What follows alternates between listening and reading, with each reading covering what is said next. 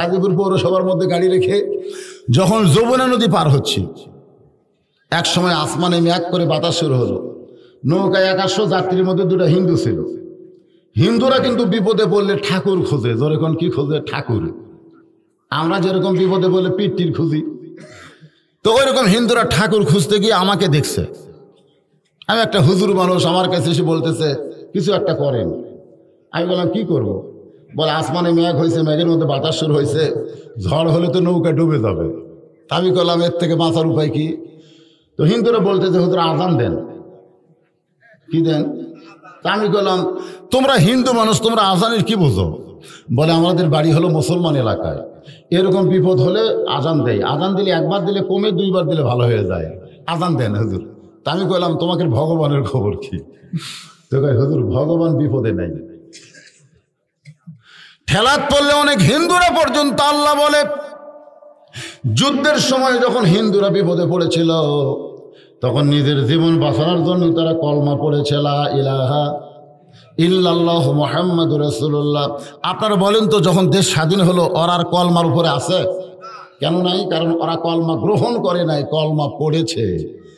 আল্লাহ রাসূল বললেন ইকরার বিল লিসান তাসদীক বিল জানান আমল বিল আরকান। শুধু জবানে পড়লে হবে না, কলিজার মধ্যে জায়গা দেওয়া লাগবে। শুধু কলিজার মধ্যে জায়গা দিলে হবে না, এটা আমলের মাধ্যমে প্রকাশ করতে হবে। মেয়েটা বলতেছে আমি একজন দুঃখী নারী, আজকে 6 দিন হলে হযরত উমরকে আমি খুঁজে বেড়াই, যদি হযরত উমরকে আমি পাই। উমর ফারুক বললেন মা তুমি আসলে ভুল বলতেছ, তুমি তো জানো না হযরত উমর অর্ধ পৃথিবীর খলিফা, আর সেই খলিফাকে তুমি 2 পাহাড়ের মাঝখানে খুঁজতেছ। উমরকে যদি পাওয়ার চাও তো বঙ্গভবনে যাও। আপনারা যদি আপনাদের এমপিকে পাওয়ার চান তো কোথায় যাবেন? কথা কন না কেন? সংসদ ভবনে যান, বঙ্গভবনে যান। উমর কি তুই এমন লোক নাকি? অর্ধ পৃথিবীর খলিফা, আর তাকে তুমি 2 পাহাড়ের মাঝখানে খুঁজতেছ তোমার দুঃখের কথা বলার জন্যে। আমার মনে হয় তুমি উমরে খুঁজে পাবা না। মেয়েটা বলতেছে পথিক, আমার ঈমান বলতেছে 6 দিন হলো হযরত উমরকে খুঁজতেছি, আর 1-8 দিনের মধ্যেই তাকে পেয়ে যাবো ইনশাআল্লাহ। উমর ফারুক বলে তোমার ঈমান এমন কথা বলার কারণ কি? মেয়েটা বলতেছে যখন কোরআনের শাসন চালু হবে তখন নেতা খোঁজার জন্য বঙ্গভবন যাওয়া লাগবে না, নেতারাই তখন দুঃখী মানুষকে খুঁজে বেড়াবে। ধরে কেন সুবহানাল্লাহ। আর বলেন তো, মেয়েটা যে কথা বলেছে সেই কথা যদি আমি এখন বাংলাদেশে বলি, আমাদের নেতাদেরকে পাওয়া যাবে? যাবে। আমার এলাকায় সামনে ইউনিয়ন পরিষদের নির্বাচন হবে আগামীতে। প্রত্যেকটা মাহফিলে দেখবেন যে কয়টা চেয়ারম্যান পদপ্রার্থী, মেম্বার পদপ্রার্থী, ওরা খুব ভিড় করতেছে। এখন অনেক মাহফিল মানুষ করবার চাচ্ছে না, কিন্তু চেয়ারম্যানেরা টাকা দিচ্ছে যে তোরা হুজুরকে লিয়ে এসে মাহফিল কর, আমাকে 10 মিনিট করে ভাষণ দেওয়ার সুযোগ দেওয়া লাগবে, প্রতি মিনিটে 1000। কারণ এখন বর্তমানে যে নেতাকের চরিত্র, নেতাকের নামে কিন্তু লোকজন হয় না, নামে হয় আল্লাহর কোরআনের। ধরে কোন কথা ঠিক কিনা? আর ওরা এই সুযোগের সদ্ব্যবহার করতেছে। অনেক নেতা আছে তারকে নাম শুনলে মানুষ থুতে ফেলে, দেওয়ার দরকার নাই। কিন্তু যখনই শোনে কোরআনের মাহফিল হবে তখন মানুষগুলো যদিও কোরআন না মানে, এখনো কোরআনের উপরে মানুষের একটা আকর্ষণ আছে না নাই? ধরে কোন আছে না নাই? মেয়েটা বলতেছেন পথিক, আমার বিশ্বাস 1-8 দিনের মধ্যে হযরত উমরকে পেয়ে যাব। উমর ফারুক চোখের পানি বের করে বললেন মা আর তোমাকে খোঁজা লাগবে না, আমি হইলাম সেই উমর। মেয়েটা বলে আলহামদুলিল্লাহ, আমার ঈমানের বিজয় হয়েছে। সুবহানাল্লাহ। আমার প্রশ্ন হলো, আপনি চোরের মতন একা একা কেন ঘুরতেছেন? আপনার সামনেও কোনো র্যাব নাই, পিছনেও কোনো পুলিশ নাই, অর্ধ পৃথিবীর খলিফা হয়ে একলা ঘোরা লক্ষণ ভালো? এ কথা কোন লক্ষণ ভালো? ওমর ফারুক বললেন যদি র্যাব নিয়ে পুলিশ নিয়ে ঘুরতাম তাহলে তোমার মতন দুঃখী মেয়েকে আমি কেমনে পাইতাম? আজকে অনেক সরল সাধারণ ভালো মানুষ নেতার কাছে যাবার পারে না, আশেপাশে পুলিশ ঘোরার কারণে। ধরে কোন ঠিক কিনা? নেতার কাছে যাইতে ভয় পায়। ওরে বাবা, একটা চেয়ারম্যান যদি হয় তাও 2টা চৌকিদার নিয়ে ঘোরে, ঘরে কি ঘরে না। আর এমপি মন্ত্রী হলে তো কোনো কথাই নাই। আপনারা চিন্তা করে দেখেন, আজকে আমাদের বাংলাদেশে কিছু নেতা বের হয়েছে, হাইব্রিড নেতা। এক নেতা বলছিল এক মঞ্চে যে আমি 22 বছর হলে তাহাজ্জুদে নামাজ পড়ি। কয় বছর? আর দৈনিক 70-80 রাকাত ফরজ বাদ দিয়ে নফল নামাজ পড়ি। হ্যাঁ, এইরকম একজন নেতা মঞ্চে ভাষণ দিল। তার 3 দিন পরে ওই নেতা মেয়েদের সঙ্গে গান করতেছে, সেটাও আর ভাইরাল হলো। মেয়েরা তাকে রং দিচ্ছে, ওই মেয়ে করে চাপে ধরে রং দিচ্ছে। আর সেই 22 বছর হলে তাহাজ্জুদ পড়ে। আবার কিছু নেতা দেখবেন হাজার হাজার মানুষের সামনে 2 হাত বাড়ায় এরকম আলেমদেরকে ডাকে, আসো খেলা হবে। দরকার এরকম নেতা আছে না? এগুলো আমরা বর্তমানে দেখতেছি। আমি কিন্তু অনেক মাহফিলে বলেছি, নেতারা আলেম ওলামার সঙ্গে খেলা করতে চেও না। এই আলেম ওলামারা ভাস্কর্যের বিরুদ্ধে কিছু কথা বলেছিল, যার কারণে কিন্তু বাংলাদেশ খুব গরম হয়ে গেছিল। জোরে কোন কথা, ঠিক কিনা? এখন যেখানে আমরা ওয়াজ করতে যাই, আগেই নেতারা এসে কয় যে এটার বিরুদ্ধে, এটার বিরুদ্ধে, এটার বিরুদ্ধে বলা যাবে না। আমরা কই আমাদের কি ঠেকা পড়ছে, দরকার নেই, ওগুলো চ্যাপ্টার বাদ দিতেছে। আচ্ছা, আপনাকে এলাকার যদি সব সুদড় মিলা মাহফিল করে আমার দাওয়াত দেয়, এটা আমার জীবনে প্রথম হয়েছিল। আমি সুদের বিরুদ্ধে ওয়াজ করছি। ওয়াজ শেষ হওয়ার পরে জনগণ ঘরের মধ্যে যায় বলতে, হুজুর আগেকার 2000 টাকা দিয়েছিলাম, ফেরত দেন। আমি বললাম, কেন ভাই? বলে, হুজুর আপনি জানেন না, আমরা যে মাহফিল করতেছি আমরা সব সুদেরও ব্যবসা করি, আমরা চাঁদা তুলা মাহফিল করি। আপনারা তো সুদের বিরুদ্ধে ওয়াজ করেন, আগে রাহা করে দিয়েছি, ওটাও সুদের। আপনি যেগুলো খাচ্ছেন সেগুলোও সুদের। এখন যেটা লিবার চাচ্ছেন এটাও সুদের। এখন আপনি কি করবেন? যদি সুদের পক্ষে হন তাহলে নেন, আর যদি বিরুদ্ধে হন তো 2000 ফেরত দেন। আমি চিন্তা করলাম, টাকা 2000 ফেরত দেওয়া যাবে, কিন্তু যেটা ভিতরে ঢুকেছে এটার খবর কি? যখন থেকে জানলাম যে সুদের ওরাও মাহফিল করে, তখন থেকে আমরা সুদের বিরুদ্ধে ওয়াজ করা বন্ধ করে দিলাম। কারণ আমরা তো বোঝেন না, গাও বেচা চলা রাখবে। কি কর কোন বক্তা যদি কোরআনের মঞ্চে হক কথা বলতে না পারে, আল্লাহ রাসূল বলেছে তুমি ওয়াজ বন্ধ করে দাও। তোমার মতন তক্তার দরকার নাই। জোরে কোন কথা, ঠিক কিনা? তুমি হক কথা বলবার পারবে না, তুমি কিসের বক্তা? হবার মায়ের কিচ্ছা কর দিন আর আছে? আর কি সেই দিন আছে নাকি? আর তো সেই দিন নাই। এখন মানুষ রাত জাগে কোরআনের হক কথা শোনার জন্য। জোরে বলেন কথা, ঠিক কিনা? আল্লাহ বললেন, ইন্নাল্লাযীনা ক্বালু রাব্বুনাল্লাহু সুম্মা ইসতাকামু তাতানাজ্জালু আলাইহিমুল মালায়েকা আল্লা তাখাফু ওয়া লা তাহজানু ওয়া আবশিরু বিল জান্নাতিল্লাতী কুনতুম তুআদুন।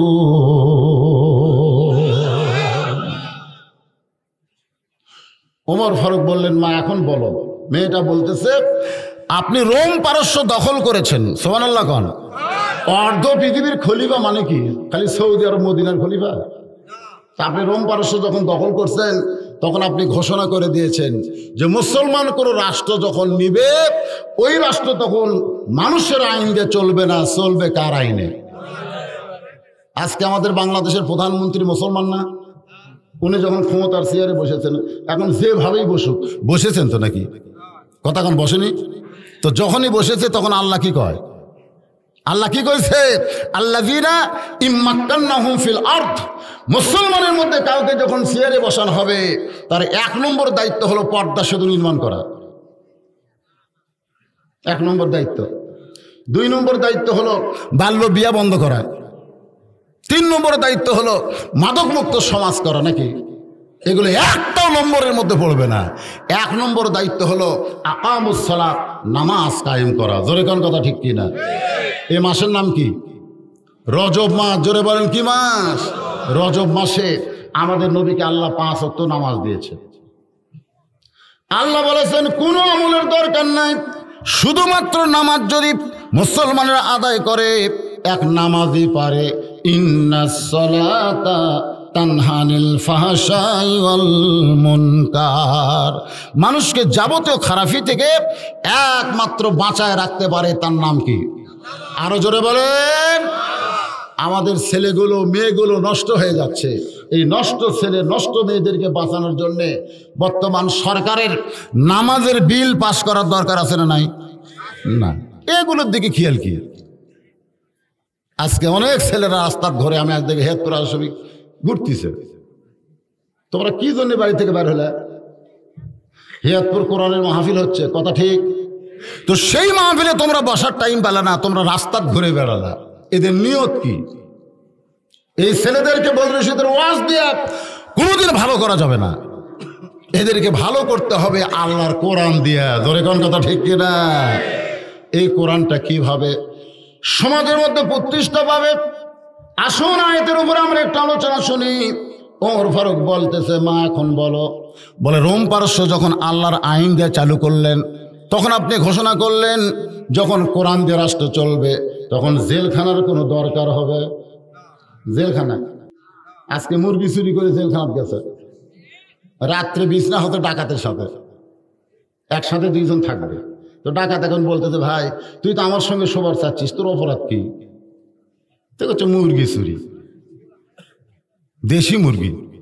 তোর এখন কোন মুরগি?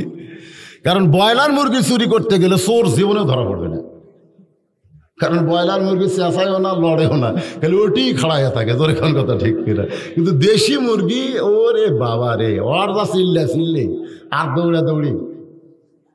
দেশি মুরগি হচ্ছে আমাদের পর্দানিশী নারীর মতন, জোয়াল্লা কর না। আর ব্রয়লার মুরগি হলো বেপর্দা নারীর মতন। দেখবেন একটা পর্দানিশী মেয়ে মানুষ একটা মরদ মানুষ দেখলি দৌড় মারে, মানে কি মারে না? আপনি তাকায় দেখবেন ওর কিছুই দেখা যাবে না, ফৌরে দিয়া গোটা দেহ, মানে পর্দা দিয়ে গোটা দেহ ঢাকা রাখছে। আর ব্রয়লার মুরগি মরদ মানুষ দেখলে ওটি ঘরে। আপনি তাকায় দেখেন ওর দেহ পর্দাই নেই, মানে ফৌরে কোন লাল টাল সব দেখা যায়। ধরেন কথা ঠিক কিনা? তো আমাদের বাংলাদেশের বেপর্দা নারী হলো ব্রয়লার মুরগির মতন। দরকার কার মুরগির মতন? আমি কিন্তু জীবনে ব্রয়লার মুরগি খাই না, আগেই কই না ভাই, ব্রয়লার ছাড়া। আপনার ব্রয়লার খান নাকি? হ্যাঁ, যে করোনার ভয় যারা করতেছেন ব্রয়লার বাদ দেন। একটু মনোযোগ দিয়ে শুনবেন।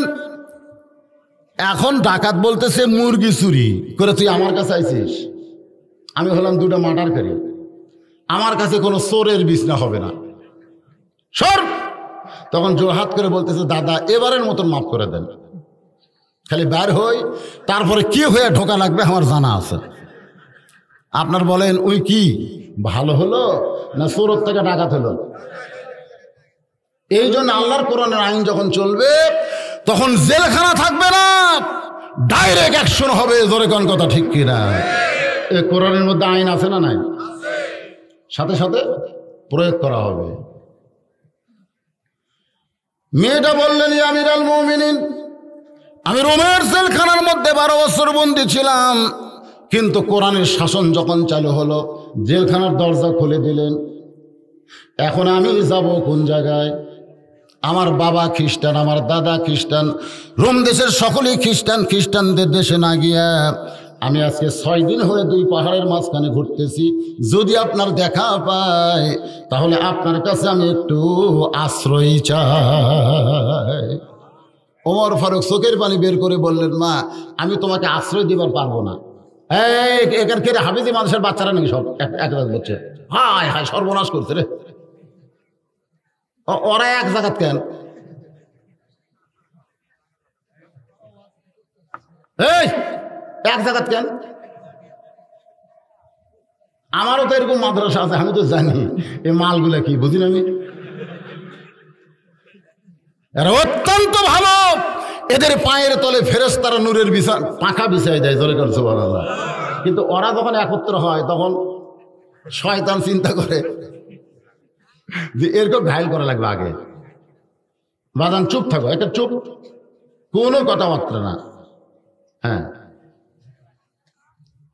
ইন্নাল্লাযীনা ক্বালু রাব্বুনাল্লাহু সুম্মা ইসতাকাম। একটু মনোযোগ দেবেন। মেয়েটা বলতেছে, আমিরুল মুমিনিন, আপনি আমাকে আশ্রয় কেন দিবেন না?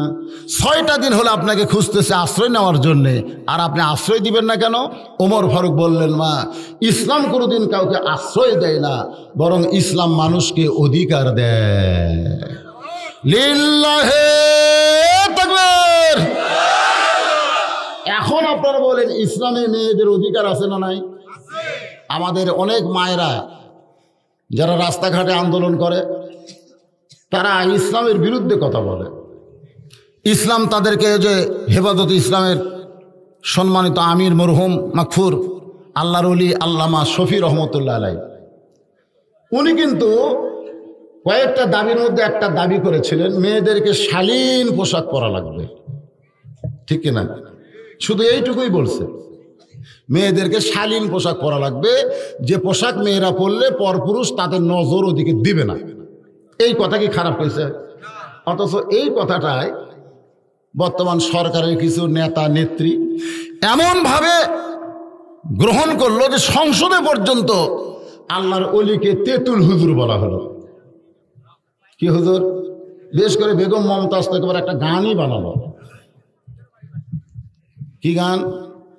ওরে শরীয়তের মৌলানা চোখ দুইটা করলা কানা, মনের পর্দা বড় পর্দা, তোমরা খুঁজা পাইলা না, তেঁতুল হুজুর বুঝলো না। মানে আল্লাহর ওলিকে সে তেঁতুল বানালো। ধরে কোন কি বানালো? আপনারা বলেন তো, মেয়েরা যদি পর্দার মধ্যে থাকে তো মেয়েদের দাম বাড়ে না কমে? এটা জোরে বলা লাগবে। আচ্ছা, যদি বাড়ে তাহলে আপনারা যারা এখানে বসে আছেন আপনারা অন্তর থেকে বলেন, আপনি জীবিত আছেন, আপনার বউটাও জীবিত আছে।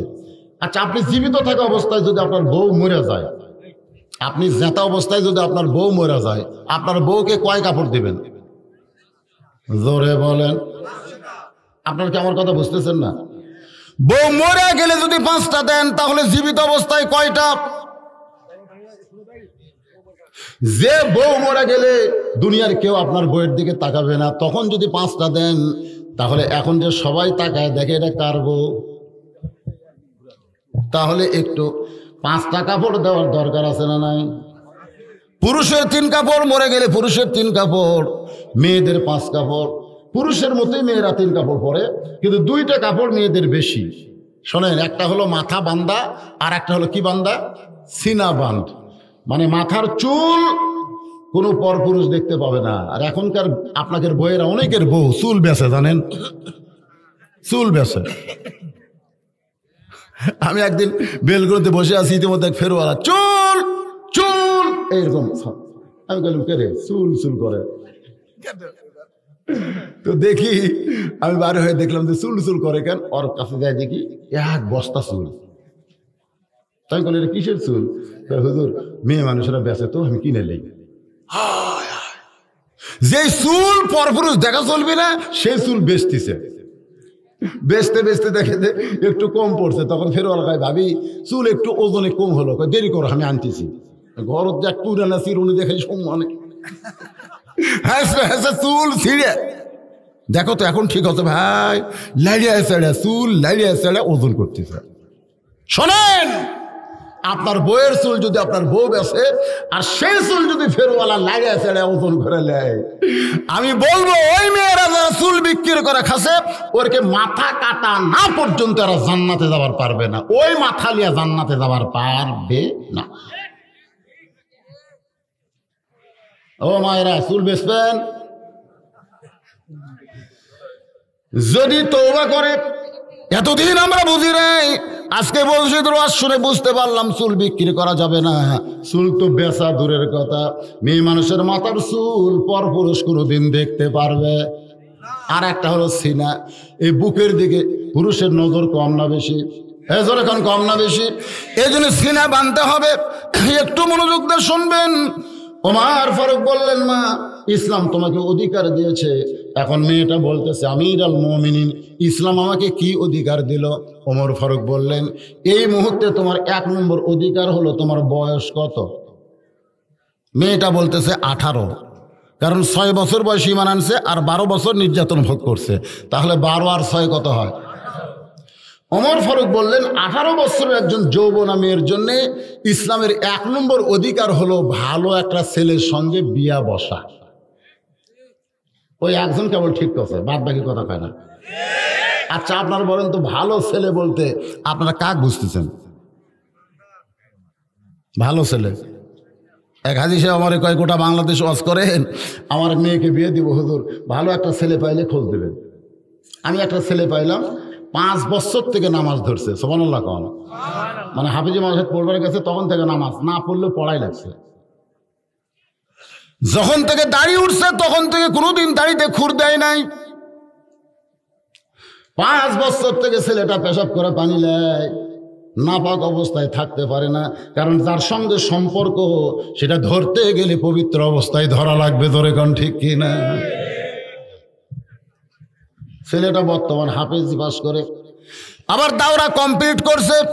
বর্তমান প্রধানমন্ত্রী দাওরাকে মাস্টার্সের সমান মান দিয়েছে। ধরে কোন ঠিক কি না? তাহলে ছেলেটার যোগ্যতা কি কম? বর্তমানে 3টা চাকরি করে। কয় চাকরি? 3টা চাকরি করে।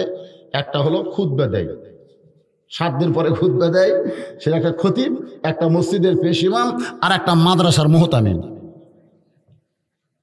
এই ছেলেটাকে নিয়ে হাজী সাহেবের কাছে গেলাম। হাজী সাহেব, আপনি চাইছিলেন ভালো একটা ছেলে, মাশাআল্লাহ পাওয়া গেছে, আল্লাহ শুকর আদায় করেন। তো হাজী সাহেব বলতেছে ছেলেটার যোগ্যতা কি? আমি বললাম যোগ্যতা এই 3টা চাকরি করে। বেতন কত? আমি 3টা মিলে 11,000। যেই করছে 11,000। হাজী সাহেব লব উল্টা কয়, ওর 3টা চাকরির কি দরকার? আমার এমন একটা ছেলের খোঁজ পাচ্ছি 35,000, প্রাইমারি মাস্টার। তো প্রাইমারি মাস্টার পাইতে ওই ছেলের সঙ্গে মেয়ে বিয়ে কেন দেব? আমি বললাম আপনি না কইছিলেন ভালো ছেলে, বলে যারা টাকা কামায় বেশি সেইটাই হলো ভালো ছেলে। বাংলাদেশের ডাক্তার হলো ভালো, ইঞ্জিনিয়ার ভালো, এসপি ভালো, এসআই ভালো, এরকম ভালো ছেলে আমরা খুঁজি।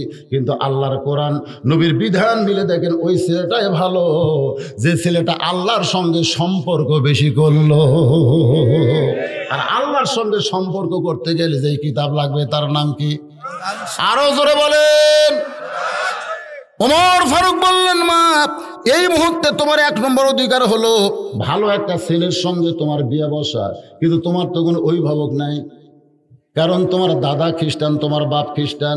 এই মুহূর্তে আমি তোমার অভিভাবক হয়ে একটা ছেলের খবর দিচ্ছি, দেখো তো ছেলেটা তোমার পছন্দ হয় কিনা। ছেলেটার নাম হলো আব্দুল্লাহ, 6 লক্ষ হাদিসের হাফেজ, 30 পারা কোরআন শুধু না, 6 লক্ষ হাদিসের হাফেজ। ছেলেটার নাম কি? আব্দুল্লাহ। লম্বা হলো 6 ফুট, ব্যাটে না 6 ফুট লম্বা। গায়ের রং লাল ফর্সা, চোখ 2টা এত সুন্দর, নাকটা একটু লম্বা, মনে হয় জান্নাতি যুবক। বাবার নাম হলো হযরত ওমর, একসঙ্গে নাম হলো আব্দুল্লাহ ইবনে ওমর। আমার একটা ছেলে আছে, বয়স হলো মাত্র 22 বছর। এ আব্দুল্লাহর সঙ্গে তোমার বিয়েটা দিয়া আমার বৌমা হিসাবে তোমাকে অধিকার দিবার চাই। কি মা? আরো জোরে। আপনার বৌমা বোঝেন? আমাদের বগুড়াতে বেটার বউ শ্বশুর বৌমা করে রাখে, আদর করে রাখে, বৌমা বৌমা। তো আমার পাশে একজন সভাপতি সাহেব বৌমার কথা শুনে মুখ খালি রেখে। আমি বললাম কি চাচা মুখ লোকান হুজুর বাদ দেন তো, কিসের বৌমা? কিসের বৌমা? বেটার বউ কোনদিন মা হয়? আমি বললাম কি? আমার বাড়ির যেটা আছে সেটা হলো দজ্জাল, ওর বাড়ির যে বেটার বউ আছে ওটা হলো দজ্জাল। মানে শ্বশুর শাশুড়িকে 2 চোখে দেখবার পারে না, এইরকম দজ্জাল মার্কা বউ আছে না নাই? জোরে করে আছে না নাই? এদেরকে সমাজের লোকেরা কিন্তু বৌমা হিসাবে স্বীকৃতি দিবার চায় না। ওমর ফারুক বললেন, আমার ছেলের সঙ্গে তোমার বিয়ে দিয়ে তোমাকে আমার বৌমা বানায় আমার বাড়িতে অধিকার দিবার চাই। মেয়েটা ফোপায় ফোপায় কান্দে। ওমর ফারুক বলে, মা আমি যে প্রস্তাব দিলাম তোমার কি পছন্দ হয় না? মেয়েটা বলতে, আমিরুল মুমিনিন, আমার কান্নার কারণ হলো আমার কথা শুনে আপনারে মন খারাপ করা চলবে না। আপনি কিন্তু বলেছেন ভালো একটা ছেলের সঙ্গে বিয়ে বসার অধিকার আছে। আপনি যদি বলেন আব্দুল্লাহ ইবনে ওমরের সব চাইতে ভালো, তাহলে আমার কোনো আপত্তি নাই, কিন্তু আপনার ছেলের চাইতেও যদি ভালো কোনো ছেলে থাকে। ওমর ফারুক বললেন, মা আমার চোখে আমার ছেলের চাইতে ভালো কোনো ছেলে নাই। আমার চোখে আমার আব্দুল্লাহর চাইতে ভালো ছেলে কে আছে? মেয়েটা বলতেছে, আপনি হলেন 100টা বোঝেন না? খালি নিজেরটাই দেখেন, পরেরটা দেখেন না। আপনার কাছে ভালো ছেলের খবর নাও থাকতে পারে, কিন্তু আমার কাছে একটা ছেলের খবর আছে। দেখেন তো সেই ছেলেটা আপনার ছেলের চাইতে ভালো না খারাপ। ওমর ফারুক বললেন, তাহলে তার পরিচয় দাও। বলে, বাবার নাম হলো আলী, মায়ের নাম হলো ফাতেমা, আর নানার নাম হলো মুহাম্মাদুর রাসূলুল্লাহ, আর ছেলেটার নাম হইল হোসাইন। যেই কইছে রে বাবা, ওমর ফারুক তো আসলে নিজের ছেলের দিকে তাকায়, আমি খেয়ালই করিনি মা, তুমি যেই ছেলের খবর দিলে, এই ছেলের সম্পর্কে রাসূল বলেছেন সাইদুস শাবাবে আহলিল জান্নাহ, হাসান হোসাইন রাদিয়াল্লাহু তাআলা আনহুমা, জান্নাতি যুবকদের সর্দার হবে দুইজন, একটা নাম হাসান আর একটার নাম হলো হোসাইন। আমার আব্দুল্লাহর চাইতে তোমার পছন্দ মতো ছেলেটা আল্লাহর কাছে কোটি কোটি গুণ বড়। জোরে কোন সুবহানাল্লাহ। তাহলে ভালো ছেলে যদি বিয়ে করতে হয়, আমি সেই হোসেনকে বিয়ে করতে চাই, আপনার আব্দুল্লাহকে আমি বিবাহ করব না। ওমর ফারুক বললেন, মা, শুধুমাত্র তোমার ইমানের দাম। ইন্নাল্লাযীনা ক্বালু রাব্বুনাল্লাহু সুম্মা ইসতাকাম, জোরে কোন সুবহানাল্লাহ।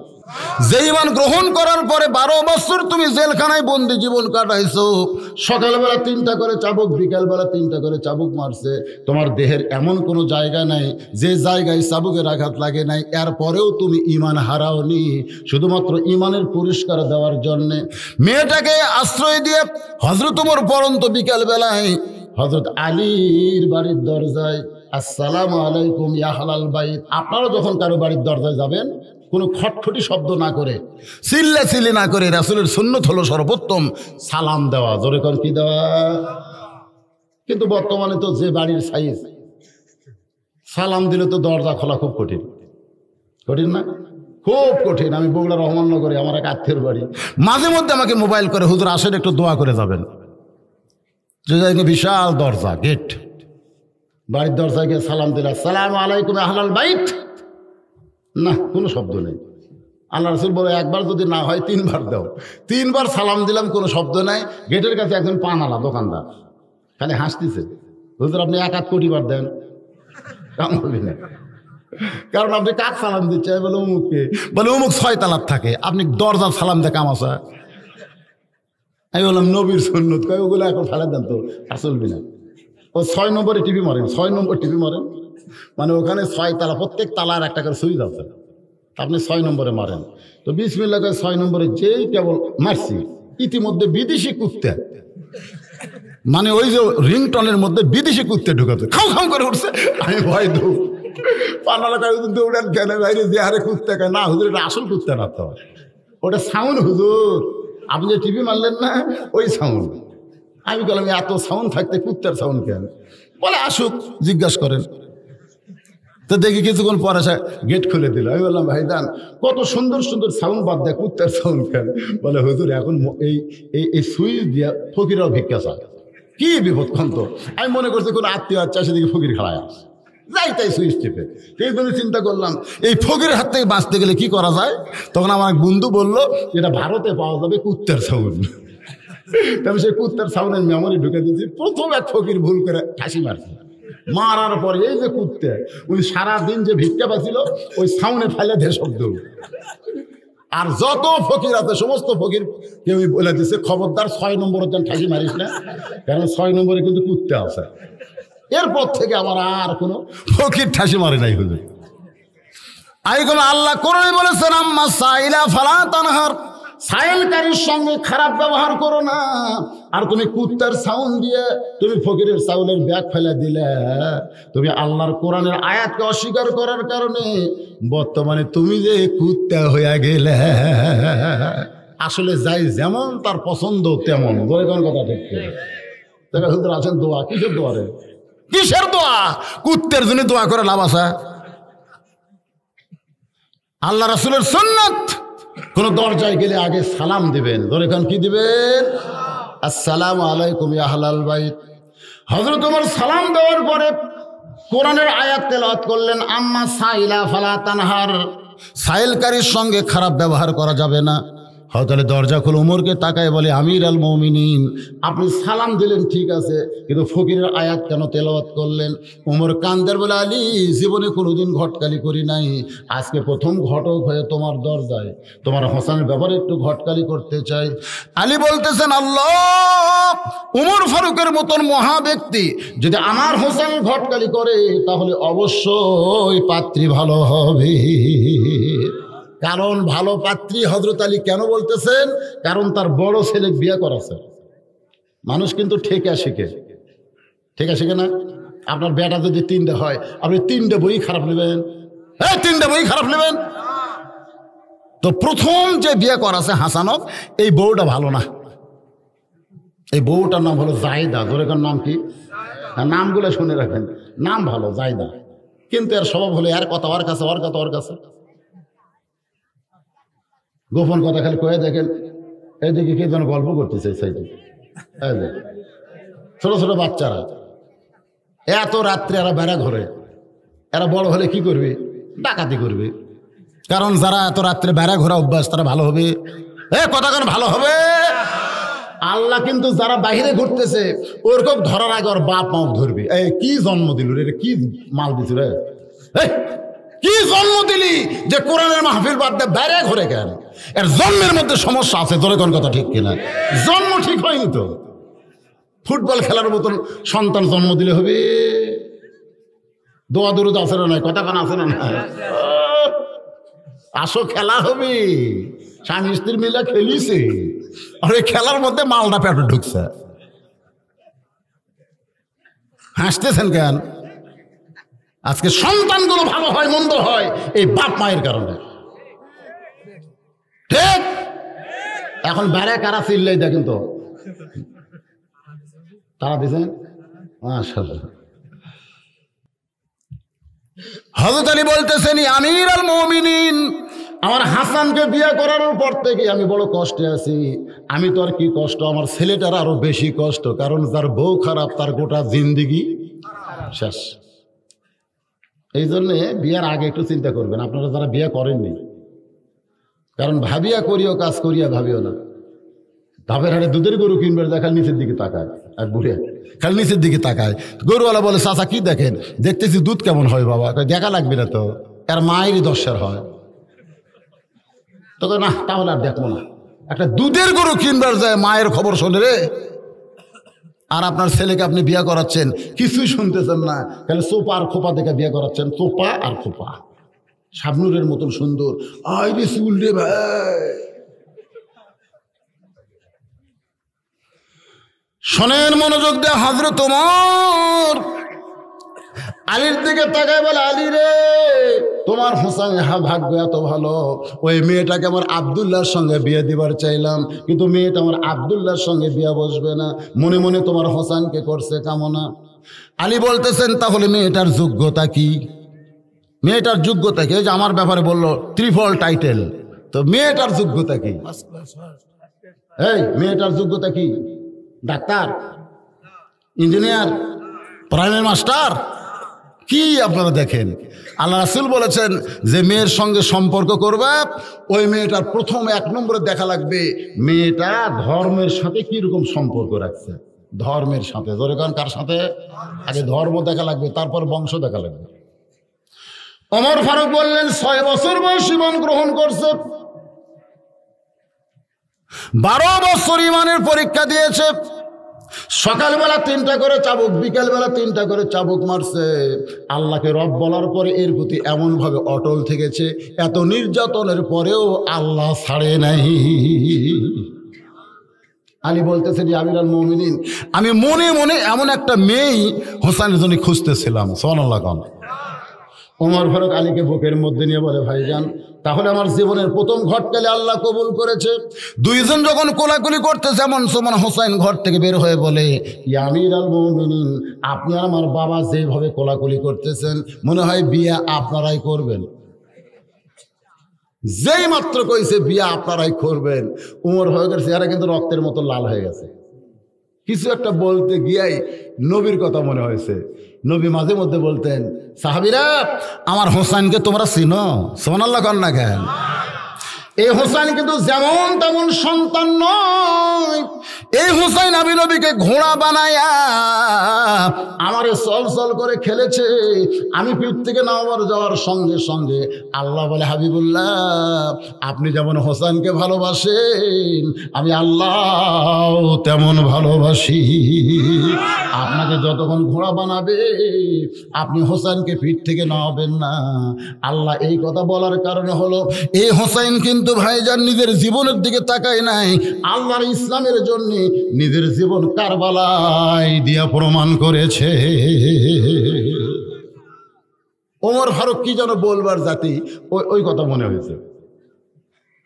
তো ভাষাটা একটু সংকুচিত করে বলতেছে, বাবা আমরা দুইজন তোমার মুরব্বী, এটা তুমি মানবা না? আমরা মুরব্বী মিলে যদি একটা সিদ্ধান্ত নেই তুমি কি সেটা গ্রহণ করবা না? হোসেন মুসকি মুসি হাসার পর, আপনারা দুইজন আমার মুরব্বী আমি জানি, আপনারা যে দুইজন আমার মুরব্বী আমি জানি, কিন্তু আসল মুরব্বী হিসাবে কেবলমাত্র আমার নানাকেই শুধু মানি। যাকে তাকে মুরব্বী মানলে ইসলাম কিন্তু জগা খিচড়ি হয়ে যাবে। যাকে তাকে, এই যে তবলিগের এক মুরব্বী ছিল, কোনো গন্ডগোল ছিল? তাবলিগের আগে কয় মুরব্বী ছিল? গন্ডগোল ছিল। কিন্তু এখন মুরব্বী দুটা হওয়ার পর থেকে কি হলো? এখান থেকে প্রমাণ হলো কাদরিয়া, চিস্তিয়া, নকশাবন্দিয়া, মুজাদ্দিয়া, হানাফিয়া, হাম্বলি, শাফি, মালিকি, এই যতগুলো মুরব্বী বাড়বি তত মুসলমানের মধ্যে ফিতনা শুরু হবে। জোরে কোন কথা ঠিক কিনা? কথা কোন ঠিক? খালি মুরব্বী, খালি মুরব্বী। এখানে বাসের মধ্যে উপর দিয়েছে মাইক, নিচে সব মুরিদেরা বসে মুরব্বীর দরবারে যাচ্ছে। মুরব্বী কোথায় যাচ্ছে? আমাদের মুরব্বীর কাছে। আমার দয়াল বাবার দরবারেতে কেউ ফিরে না খালি হাতে। কোথায় যাচ্ছে? মুরব্বীর কাছে, মুরব্বীর দরবারে। আবার অনেকে জিকির করতে করতে সামিয়ানার উপরে যায়। অনেকে বলে লোকটার ফয়জ উঠছে, বলে এইটা আবার কোন মুরব্বীর দল? বলে এটা হলো চিশতিয়া, সাবেরিয়া। এরকম বহু দল আছে না নাই? জোরেজন আছে না নাই? ভাইজান এত দলের কথা কি আল্লাহর কোরআনে আছে নাকি? হোসেন বলতেছেন আপনারা দুইজন মুরব্বী আমি জানি, কিন্তু আসল মুরব্বী হিসাবে কেবলমাত্র আমার নানাকেই শুধু মানি। ওমর ফারুক বলে, হোসেন তুমি কি বলবার চাও? হোসেন বলতেছে, কয়েকদিন আগে আমি স্বপ্নে দেখেছি আমার নানা ঘরের মধ্যে আরাম করতেছে। আমি হোসেন দরজায় গিয়ে বললাম, নানু ভাই আমি একটু আপনার ঘরে যাওয়ার চাই। আমার নানা বলতেছে, খবরদার এখন ডিস্টার্ব করবি না, কারণ জান্নাতে আরাম করতেছি। আমি হোসেন চমকে গেলাম যে ভাঙ্গা ঘরের মধ্যে নানা শুয়ে আছে, আর নানা কয় জান্নাতে আরাম করতেছি। এই জান্নাতটা কেমন?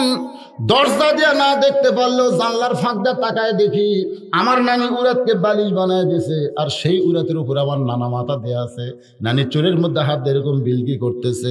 আমি রাগ করে বললাম, নানা ভাই নানির উরাতকে বালিশ বানায় শুয়ে থাকলে কি জান্নাতে থাকা যায়? আমার নানা বলল, হোসাইন তুই ছোট্ট মানুষ, তুই বুঝবি না। তোর নানির মতন বউ যদি কেউ ঘরে পায়, ওই ঘরটা আল্লাহর জান্নাত হয়ে যায়। তোর নানির মতন বউ যদি কেউ ঘরত পায়, সেই ঘর কি হয়? আর হামাকের ঘর কি আছে? এসব নামাজ পড়ে যায় দেখি আমার ঘরত হিন্দু করে পূজার বাদ্য বাজতেছে। আমি মুসলমান, আর আমার ঘরে হিন্দু করে পূজার বাদ্য কেন লোকের বাজতেছে। যাইয়া দেখতেছে, ওরে বাবা ম্যাডাম স্টার জলসা দেখতেছে। ম্যাডাম কান ঘর কি জান্নাত না জাহান্নাম? কি ভাঙবেন? বউ ভাঙবেন না টিভি ভাঙবেন? হ্যাঁ ব্যাড়িয়া ভাঙ্গার লাগবে, সেটা ভাঙবেন নাকি? আল্লাহর বান্দা আমার মা বোনেরা যারা পর্দা আছে একটু মনোযোগ দিয়ে শুনবেন।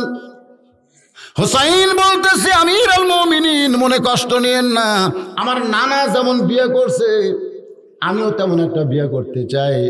নানার বইয়ের কারণে যদি নানার ঘর জান্নাত হয়, আমার বইয়ের কারণে আল্লাহ যেন আমার ঘরটাও জান্নাত বানায়া দেয়। হোসেন বাপের সামনে খাড়া হয়ে বলতেছে, বাবা আপনি সত্যি করে বলেন তো আমার মাও আপনার কেমন বউ? আব্বা একটু বলেন তো, আব্বা আমার মা আপনার কেমন বউ? যে আপনার বউকে আল্লাহ খাতুনে জান্নাত ডিগ্রি দিয়েছে। সুবহানাল্লাহ। আলী ছোট বাচ্চার মতন কান্দার বলে, হোসাইন তোমার মা কেমন এইটা আমি বলার আগে আমার আল্লাহ বলে দিয়েছে। হোসেন বলতেছে তাহলে আমার সিদ্ধান্ত হলো আমার বাবা যেমন বিয়ে করছে, আমার নানা যেমন বিয়ে করছে, বিয়ে যদি করা লাগে সেই রকমই বিয়ে করব, তাছাড়া অন্য কোনো মেয়েকে আমি বিয়ে করবো না। ওমর ফারুক বলতেছে হোসেন যে মেয়েটার আমি ঘটকালি করতেছি সে মেয়েটা খুব ভালো, খুবই ভালো। তো বলে তাহলে আপনি না হয় আপনার ছেলে বিয়ে করান, অসুবিধা কি? ওমর ফারুক বলেন আমার ছেলের সঙ্গে দিবার চাইছিলাম কিন্তু রাজি হয় না, মনে মনে তোমারে করছে কল্পনা। হোসেন বলতেছে আমিরুল মুমিনিন তাহলে মনে কষ্ট নিয়েন না, আমি সেই মেয়েকে বিয়ে করব যে মেয়েটা আমার 3টা প্রশ্নের উত্তর দিতে পারবে। ওমর ফারুক বলে হোসাইন তাহলে প্রশ্ন 3টা বলো। বলে আপনার কাছে না, যে মেয়েকে বিয়ে করব শুধু সেই মেয়ের কাছেই প্রশ্ন হবে, অন্য কারো কাছে প্রশ্ন আউট হবে না। ওমর ফারুক বলেন আলী ভাই তোমার হোসেন যে 3টা প্রশ্ন করবে এই সম্পর্কে তোমার ধারণা কি? আলী বলতেছে জীবনের প্রথম শুনলাম। ওমর কয় যে প্রশ্ন আমি জানি না তুমিও শোনো নাই, সেই প্রশ্নের উত্তর মেয়েটা কেমনি দিবে? তার মানে বোঝা গেল আমার ঘটকালি আল্লাহ কবুল করে নাই। কানতে কানতে মেয়েটার দরজায় মা আমার আব্দুল্লাহ বিয়ে করো, তোমার জীবন শান্তি হবে। মেয়েটা বলতেছে হোসেন ছাড়া কাউকে বিয়ে করব না। ওমর ফারুক বললেন মা হোসেন যে মেয়েটাকে বিয়ে করবে তাকে 3টা প্রশ্ন করবে, যেই প্রশ্ন আমি ওমর কোনোদিন শুনি নাই, এমনকি তার বাবা পর্যন্ত জানে না, সেই প্রশ্নের উত্তর তুমি কেমনে দিবা? মেয়েটা ঘরের ভিতর থেকে বলতেছে আমিরুল মুমিনিন হোসেন কি 3টা প্রশ্ন করবে আমি জানি না, তবে আমার ঈমান বলতেছে আমি না পারলেও আমার আল্লাহ পারাবে। লিল্লাহি তাকবীর। ثم استقاموا تتنزل عليهم الملائكة আল্লাহ তাখাফ, আল্লাহ বলেছেন কোনো ভয় নাই, ওয়ালা তাহজান কোনো চিন্তা নাই। যদি ভিতরে ঈমান থাকে তুমি না পারলেও তোমার আল্লাহ তোমাকে করায়া দিবে। জোরে কোন কথা ঠিক?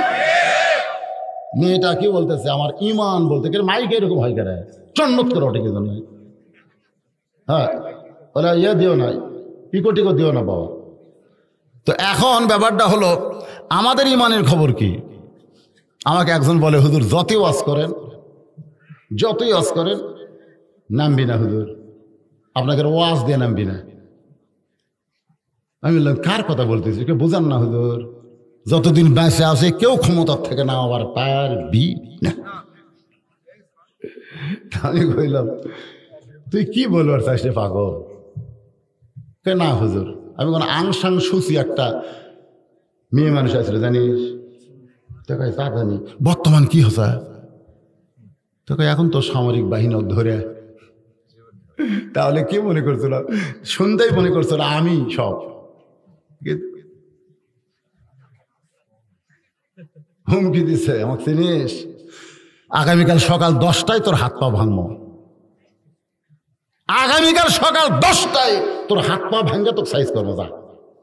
এমন হুমকি মারছে। তো খুব নরম মানুষ ভাই। আসলে বর্তমানে বাংলাদেশে কিন্তু ভালো মানুষকে হুমকি দেয়। ধরে কোন কথা ঠিক কিনা? হুমকির ছোটে সন্ধ্যার সময় বাড়িতে কান্না শুরু করছে। বউ কয় কান্দেন কে গো, কান্দেন কেন? বলে সকাল 10টায় হাত পা ভাঙবে এই জন্য কান্দিছে। তো দেশ কি বিচার নাই? এই দেশ কি মগের মূল্য হয়ে গেল যে আপনার সকাল 10টায় হাত পা ভাঙবে আর আপনি সন্ধ্যার সময় কান্দেন? এই দেশে চেয়ারম্যান আছে, মেম্বার আছে, কি কোন আছে না নাই, গ্রামের মাতব্বর আছে, তাদের কাছে বিচার দেন। স্বামী খালি মুচকি মুচকি হাসে। বউ কয় হাসেন কেন? বলে হাসার কারণ হলো তুই বদরুশিদের ওয়াজ শুনিস নি। তো বদরুশিদ কি ওয়াজ করছে যে 6 বছর পরে বাগানের মালিক জ্যৈষ্ঠ মাসে দেখতে গেছে আম পাকছে কিনা, যা দেখে ছোট্ট একটা ছেলে পাকা আম পাড়তেছে আর ব্যাগের মধ্যে তুলতেছে। বাগানের মালিক কয় আমি খাই নাই, বৌসল খাই নাই, আর তুই আমার গাছে আম পাড়তেছিস, তোর বাপক যা বিচার দেবো রে, এই তোর বাপক বিচার দেবো। ছেলে খালি মুচকি মুচকি হাসে। বাগানের মালিক বলে হাসিস কেন? বলে হাসার কারণ হলো আমার বাবা খোঁজা লাগবে না, খোঁজা লাগবে না, কোথায় যা বিচার দেবেন? ওই যে দেখেন আর এক গাছের চড়ছে। বাগানের মালিক নিতে বসে আল্লাহ বিচার দেবো কার কাছে রে? বেটাও সোর বাবু সোর। বলতেছে তুমি তো চেয়ারম্যানের কথা কইলে না যে আমাকে হুমকি মারছে সকাল 10টায় হাত পা ভাঙবে, চেয়ারম্যানকে বিচার দাও। ওই চেয়ারম্যানের চামছে, ওর পিছনে চেয়ারম্যান আছে দেখে তো আমাকে হুমকি মারছে। তো বউ বলতে তাহলে বিচার দিবে কার কাছে? স্বামী বলতেছে যার কেউ নাই তার আল্লাহ আছে। জোরে বলেন, যার কেউ নাই তার কে আছে? চোখের পানি বের করে মজলুম কাঁদতেছে। বাংলাদেশে এমন অনেক হাজারো লক্ষ মজলুম আছে না নাই? আল্লাহ আল্লাহ, সকাল 10টা কিন্তু আমার হাত পা ভাঙবি আল্লাহ, আমার তো কিছু নাই আল্লাহ, এক তুমি ছাড়া আমার কে আছে কো? চোখের পানিতে গাল ভিজা দিছে। ওর বস দুপুরবেলা ওর প্যান্ট শার্ট পরিষ্কার করছে টাইলসওয়ালা বাথরুমে, কিন্তু ওই যে ফ্যানটা, সাবানের যে ফ্যানটা হয় এটার পরিষ্কার করেনি, কাপড় পরিষ্কার করে নিয়ে যাচ্ছে, ওই ফ্যানটা শুকে ওই টাইলসের উপরে ল্যালপা হয়ে আছে। ল্যালপা বোঝেন না? পিছলা হয়ে আছে। ওই তো 9টার সময়, রাত 9টার সময় পেশাব করে ঢুকছে, পঞ্চের চ্যানেল পাওয়া দিয়ে তলা সমান। আর বউ দুটি ল্যালপা করা থাকে দাঁড়িয়ে থাকে, ওই প্রতিদিনের মতন মাছ করে যাচ্ছে যে ওই জায়গাটা বসবি, কেবল পাও গেছে ভাই, তলা সমান, বোঝেন না? স্যান্ডেলের তলার কোনো ব্রেক নেই, ল্যালপার উপর দিয়ে গেছে, মানে ব্রেক ধরার কোনো বুদ্ধি নেই। গাছ কাটলে দিনকে পড়ে সেরকম পড়েছে, পড়াও সারা ও মারে বাবারে বললাম রে, এই একটা সাউন্ড, তারপর আর কোনো সাউন্ডই নেই। বউ দৌড়ে এসে দেখে পাড়া শুয়ে আছে, চোখে মুখে পানি দিছে, হুঁশ ফায়ে বলতেছে আমার মাজা নাই। একই কথা বলতেছে আমার মাজা নাই। কোনো মতে লোকজনের সাহায্য নিয়ে স্নান করে ঘরত নিয়ে গেছে। রাত 11টার সময় অ্যাম্বুলেন্স আসছে, রাত 11টার সময় ওই গ্রামে অ্যাম্বুলেন্স ঢুকতেছে, সরলে বাবারে মরলাম রে। ও এখন চিন্তা করে এত রাত্রে অ্যাম্বুলেন্স কার বাড়ি? যে বের হবার চাচ্ছে, বউ বলতেছে আপনার মনে নাই, হাত পা ভাঙবি। স্বামী কয় সকাল 10টাতে, এখন রাত 11টা, সময় বাকি আছে তো, দেখি তো। বার হয়ে দেখে ওরই বাড়ির, যাই হুমকি বাড়ছে ওরই বাড়ির দরজাতে অ্যাম্বুলেন্স। আস্তে আস্তে অ্যাম্বুলেন্সের কাছে এসে দেখে তক্তার মতন শান করে বার করতেছে, তক্তা যেমন বার করে এমন করে অ্যাম্বুলেন্সের মধ্যে ঢুকাইছে। ও সামনে অ্যাম্বুলেন্সের জানলার কাছে বলতেছে ভাইজান 10টা বাজতে অনেক বাকি। কান্দিস কা? হুমকি মারতিস, হাত পা ভাঙ্গা সোজা করবা। আল্লাহ কোন জায়গায় ল্যালপা করে তোছে, এমন পড়া পড়বা তোমরা ব্রেক ধরবার পারবা না। জোরে কোন কথা ঠিক কিনা? আর কতগুলা কয় কি রে, এত ড্যামেজ মার্কা ইমান নিয়ে কোরআনের মাহফিলে বসলে হবে না। জোরে কোন কথা ঠিক কিনা? কোরআন মানুষের ইমান বাড়ায় দেয় না কমায় দেয়? ওয়া ইযা তুলিয়াত আলাইহিম আয়াতুহু যাদাতুহুম ঈমানা ওয়া আলা রাব্বিহিম ইয়াতাওয়াক্কালুন। যাদাতুহুম ঈমানান, ঈমান বাড়ায় না কমায়? ওমর ফারুক এক দৌড়ে হযরত আলীর দরজায়, আলী লব্বাইকে আমির আল মুমিনিন। দরজা খুললে বলতেছে তারিখ করব। হোসেন বলতেছে কিসের তারিখ? ওমর ফারুক বলে বিয়ার তারিখ না, তুমি যে 3টা প্রশ্ন করবা মেয়েটা উত্তর দিবার পারবে কি পারবে না তার তারিখ। আলী বলতেছে যে এই প্রশ্ন আপনি জানেন না, আমিও শুনি নাই, সেই প্রশ্নের উত্তর মেয়েটা কেমনে দিবে? উমর বলে আলী রে, আনা মাদিনাতুল ইলমি ও আলী ও বাবুহা। আল্লাহ নবী বলেছেন আমি হচ্ছে ইলমের শহর, আলী হচ্ছে তার দরওয়াজা। তুমি বলো তো আলী, মেয়েটা যখন ইমানের দাবি দিয়ে বলতেছে, ইমানের দাবি যদি কুরবানি হয় সেই দাবি ঘরে বসে থাকা নয়। সবাই বলেন ইমানের দাবি যদি কুরবানি হয় সেই দাবি ঘরে বসে থাকা নয়। ইমানের দাবি হলো কিছু বিনিময়, সেই বিনিময় যদি কলিজার ঘাম হয়, সেই ঘাম দিতে যেন তৈরি থাকি।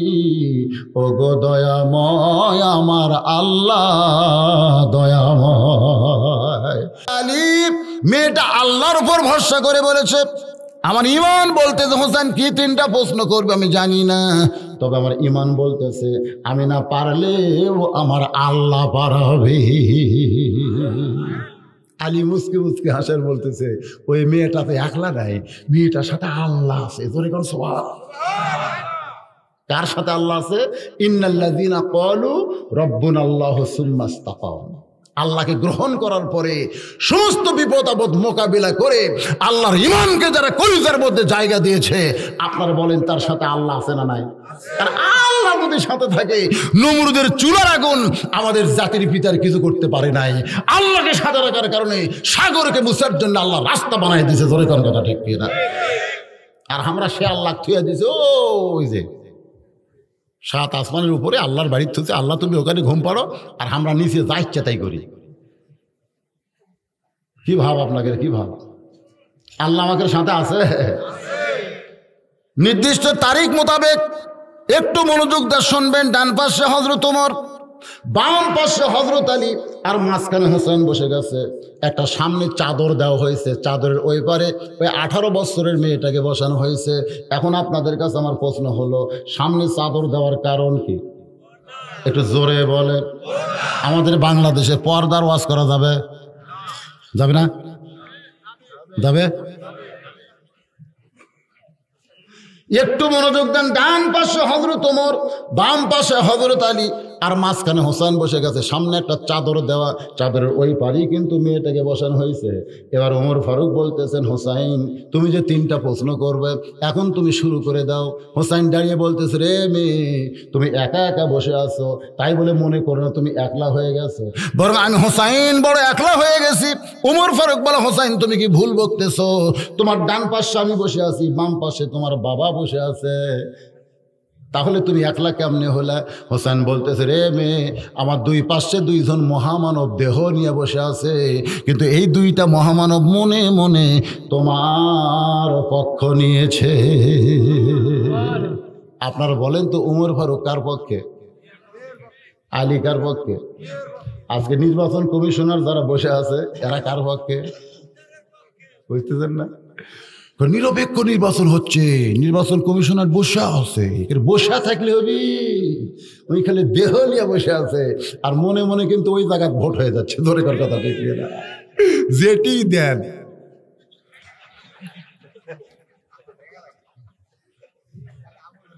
কি মনে করতেছে যে দেহ নিয়ে 2জন 2 পাশে বসে আছে মহামানব, কিন্তু মনে মনে পক্ষ নিছে কার? জোরে বলেন। এখান থেকে প্রমাণ হয়ে গেল শুধু দেহ নিয়ে বসে থাকলে হবে না, মনে মনেও থাকা লাগবে। জোরে কোন কথা ঠিক কিনা? হাদিস আছে বিস্তারিত, হুজুরি কলব ব্যতীত করছিন কালেও নামাজ তোর হবে না। তবে কেন গাও জোয়ারি, মানুষকে দেখাও নামাজ পড়ি, ও তোমার সিদ্ধ বীজে সুফসল ফলে না, আজও কেন আল্লাহর নামাজ ধরতে পারলা না? কি মনে করতেছেন? মনের দরকার নাই। দেখবেন হিয়া তাজা একটা মোটা মানুষ একটা তেলা পোকা দেখে ভয় করে, আর একটা চিকুন চাকুন মানুষ বিষাক্ত সাপ নিয়ে খেলা করে। আপনার বলেন তো এটা দেহের জোরে না মনের জোরে? তাহলে বর্তমানের প্রশাসনেরা সব মনে মনে যদি বর্তমান সরকারকে মেনে নেয় আর দেহ দেখে কয় আমরা নিরপেক্ষ, কাম হবে? এ কথা কন, কাম হবে? অ্যাঙ্গেলে 2-1টা মারা যাবি না? আমি তো আসলেই বলতেছি, উমর ফারুক আর হযরত আলী কোন দিকে বসে আছে? কোন তো কুটি বসে আছে। যখন হোসেন বললেন, রে মেয়ে এই 2জন মহামানব দেহ নিয়ে আমার 2 পাশে বসে আছে, কিন্তু মনে মনে তোমার পক্ষ নিয়েছে।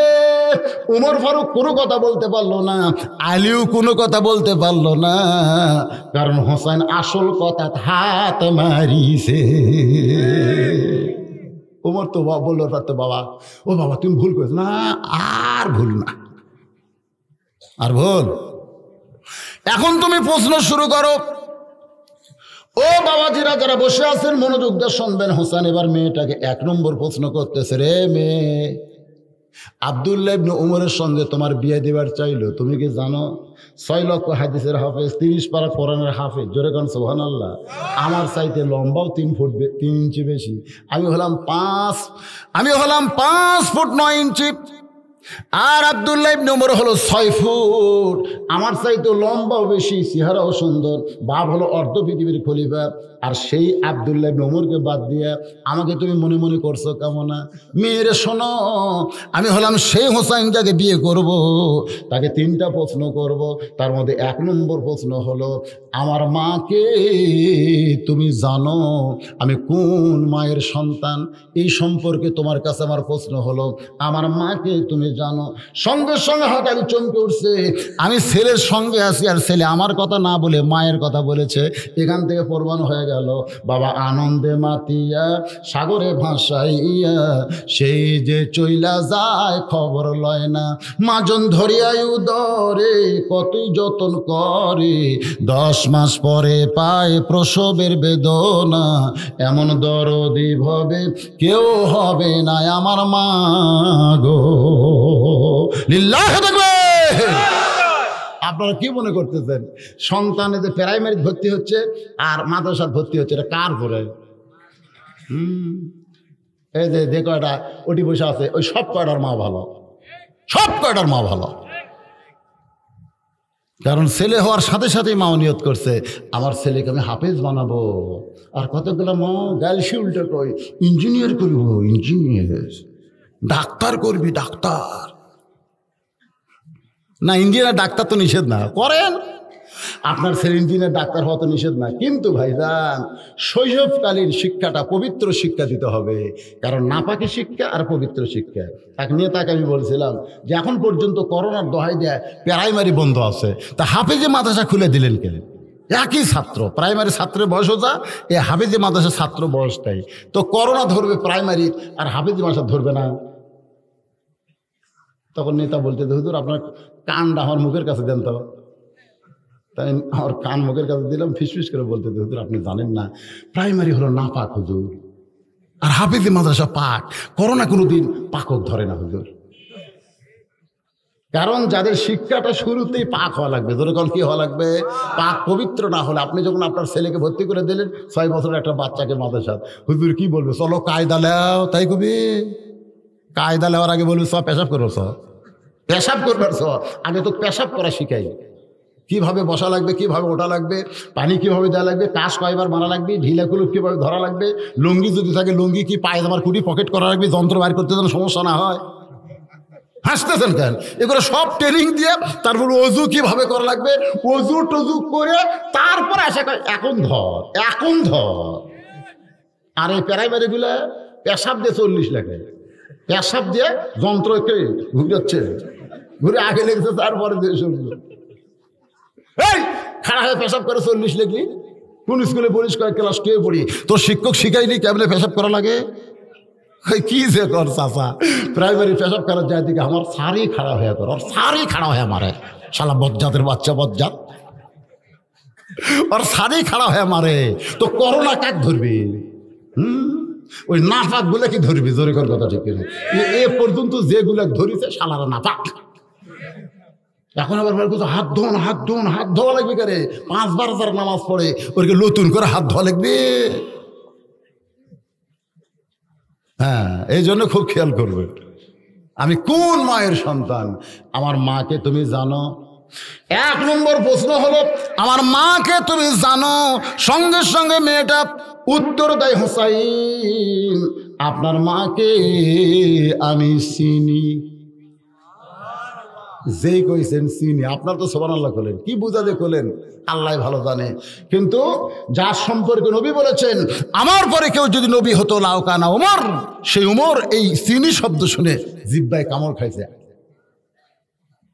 জিহ্বাত কামড় দেওয়ার কারণ হলো 1 নম্বরে আউট, 3দের উত্তর দিবি, একটাতে শেষ। প্রশ্ন করলো আমার মাকে জানো, আর ওই কই চিনি। কার মা সম্পর্কে কথা বলা হয়? আব্দুল কাদের জিলানী রহমতুল্লাহ আলাইহি জান্নাতুল বাকি জিয়ারত করতেছেন, পিছন দিক থেকে মুরিদ বলে, হুজুর চোখ বন্ধ করলে আপনি গোটা পৃথিবীর খবর বলতে পারেন। আপনি দেখেন তো জান্নাতুল বাকির কোন জায়গায় মা ফাতেমার কবর। আব্দুল কাদের হুঙ্কার দিয়ে বললেন, রে মুরিদেরা, চোখ বন্ধ করলে দুনিয়ার খবর বলতে পারি, এই কথা কে তোমাকে বলেছে?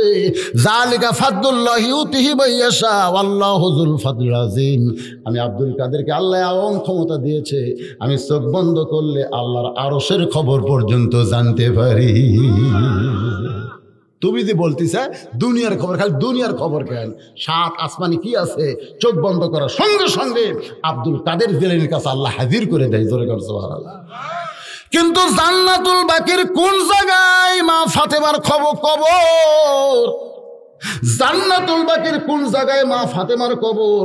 আমি আব্দুল কাদের যতই চেষ্টা করি এখন পর্যন্ত আমি খুঁজে পাবো না।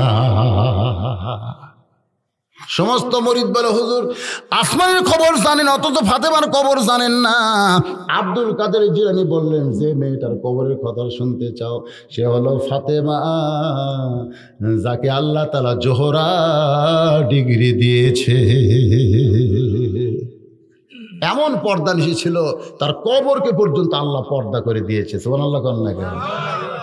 চিনে নাকি কেউ চিনে? ফাতেমা কেউ চিনে? হযরত আলী চোখটা দরদর করে পানি পড়তেছে, উমর ফারুক জিব্বাত কামড় খাইছে, হোসাইন মুসকে মুসকে হাসতেছে, আর হযরত আলী চোখটা দরদর করে পানি পড়তেছে। এই পানি পড়ার কারণ হলো, রে মেয়ে, তোর বাড়ি হলো রোম দেশে, রোমের জেলখানায় তুই বন্দী ছিলি, তুই হোসেন মারে কেমনি চিনবি? আমি স্বামী হইয়াও আজও পর্যন্ত পুরাপুরি চিনতে পারিনি। সোনালা কবেন না? স্বামী হইয়াই ছিলেন। গভীর রাত্রে ঘুম থেকে চেতন পায় থেকে ফাতেমা নাই। আলীর সন্দেহ হলো, কে এত রাত্রে বউ গেল কোন জায়গায়? যত বড় হুজুর হোক, বউ যদি কাছে না থাকে মন কিছুই কবি না, কোন কবে না? আর আমি যত বড় হুজুর হই, আমার যদি কিছু ডিস্টার্ব হয়, আমার বইয়েরও মন কিছু বলতে পারে, তো পারে কি পারে না? কথা কর, সন্দেহ একটা আছে। হযরত আলী দেই মাত্র দরজায় দাঁড়াইছে, দেখে মরুভূমির ভিতরে কালো চাদর এরকম মাথায় দিয়া ফাতেমা খুব জোরে জোরে হাঁটতেছে। আর এই সন্দেহ হয়ে গেল, কি এত রাত্রে কালো চাদর মাথাতে যাবে কোথায়? নিরাপদ দূরত্ব বজায় রেখে পিছনে পিছনে হাঁটতেছে, চোর ধরার জন্য। জোরে কন, কি ধরার জন্য? আল্লাহর নবী যেই ঘরে ঘুমায় ওই ঘরে জানলার পাশে ফাতেমা দাঁড়ায়া বলতেছে, ও বাবা, আমি কোনো নবীর কাছে আসি নাই, আমি একজন দুঃখী মেয়ে বাবার ঘরের জানলায়। আলী চমকে উঠল, কি কথা বলেছে? আমি কোনো নবীর কাছে আসি নাই বাবা, আমি কোনো নবীর কাছে আসি নাই, আমি একজন দুঃখিনী মেয়ে বাবার ঘরের জানলায়। সঙ্গে সঙ্গে আল্লাহ নবী দরজা খুলে দেয়।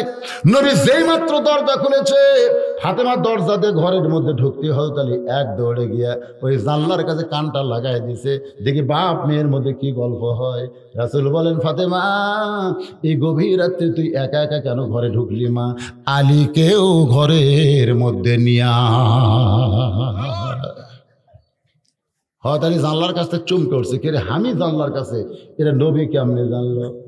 এটা কিন্তু নবী জানে না। একজন বাবা হিসাবে মেয়ে বিয়ে দেওয়ার পরে গভীর রাত্রে যদি বাবার বাড়িতে আসে, প্রত্যেকটা বাবাকে বলতে হবে, তুই একলা কেন আসলি, জামাই কেউ নিয়ে আয়। ফাতেমা বলে, বাবা, আপনি জানেন না, আপনার জামাই সারাদিন কাজ কাম করে দেহটা এত দুর্বল হয়ে গেছে, আরামের ঘুম পাড়তেছে।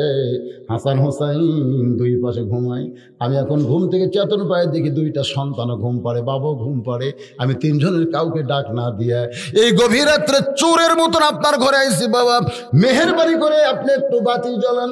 আল্লাহ রাসূল বলেন, ফাতেমা, তুমি যখন চলে আইছো তখন আলী ঘুমের মধ্যে ছিল, কিন্তু এখন যদি আলী চেতন পায়,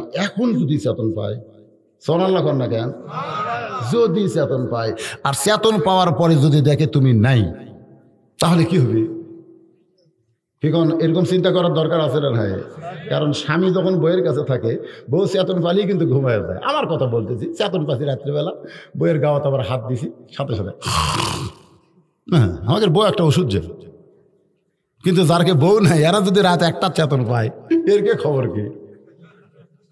আমি যখন রাত 2টার সময় ফেসবুক অন করি, দেখি বহু যুবক লাইনত আছে। আমাকে এক যুবক বলতে, হুজুর, এত রাত্রে আপনি কোথায়? আমি কইলাম, গাড়ির ভিতরে। বাবা, তুমি কোথায়? ঘরের ভিতরে। তো ঘুমাওনি? ভাঙ্গা গেছে হুজুর। তা আবার ঘুমাও, মানে বউ নাই যায়, ফেসবুক আর বউ বানাচ্ছে, মানে ঘুম ভাঙ্গে ওই ফেসবুক কি বানাচ্ছে, বউ বউ বোঝেন না। আর যদি বউ থাকে সঙ্গে সঙ্গে ঘুম ভাঙলে কিন্তু আবার ঘুম ধরে যাবে। আল্লাহ নবী বলেন, ফাতেমা যদি আমি চেতন পাই আর যদি তোমাকে না পাই তাহলে কি হবে? ফাতেমা বলে, বাবা আল্লাহ আমাকে এমন একটা স্বামী দিয়েছে যে চেতন পাওয়ার পরেও আমাকে সন্দেহ করবে না।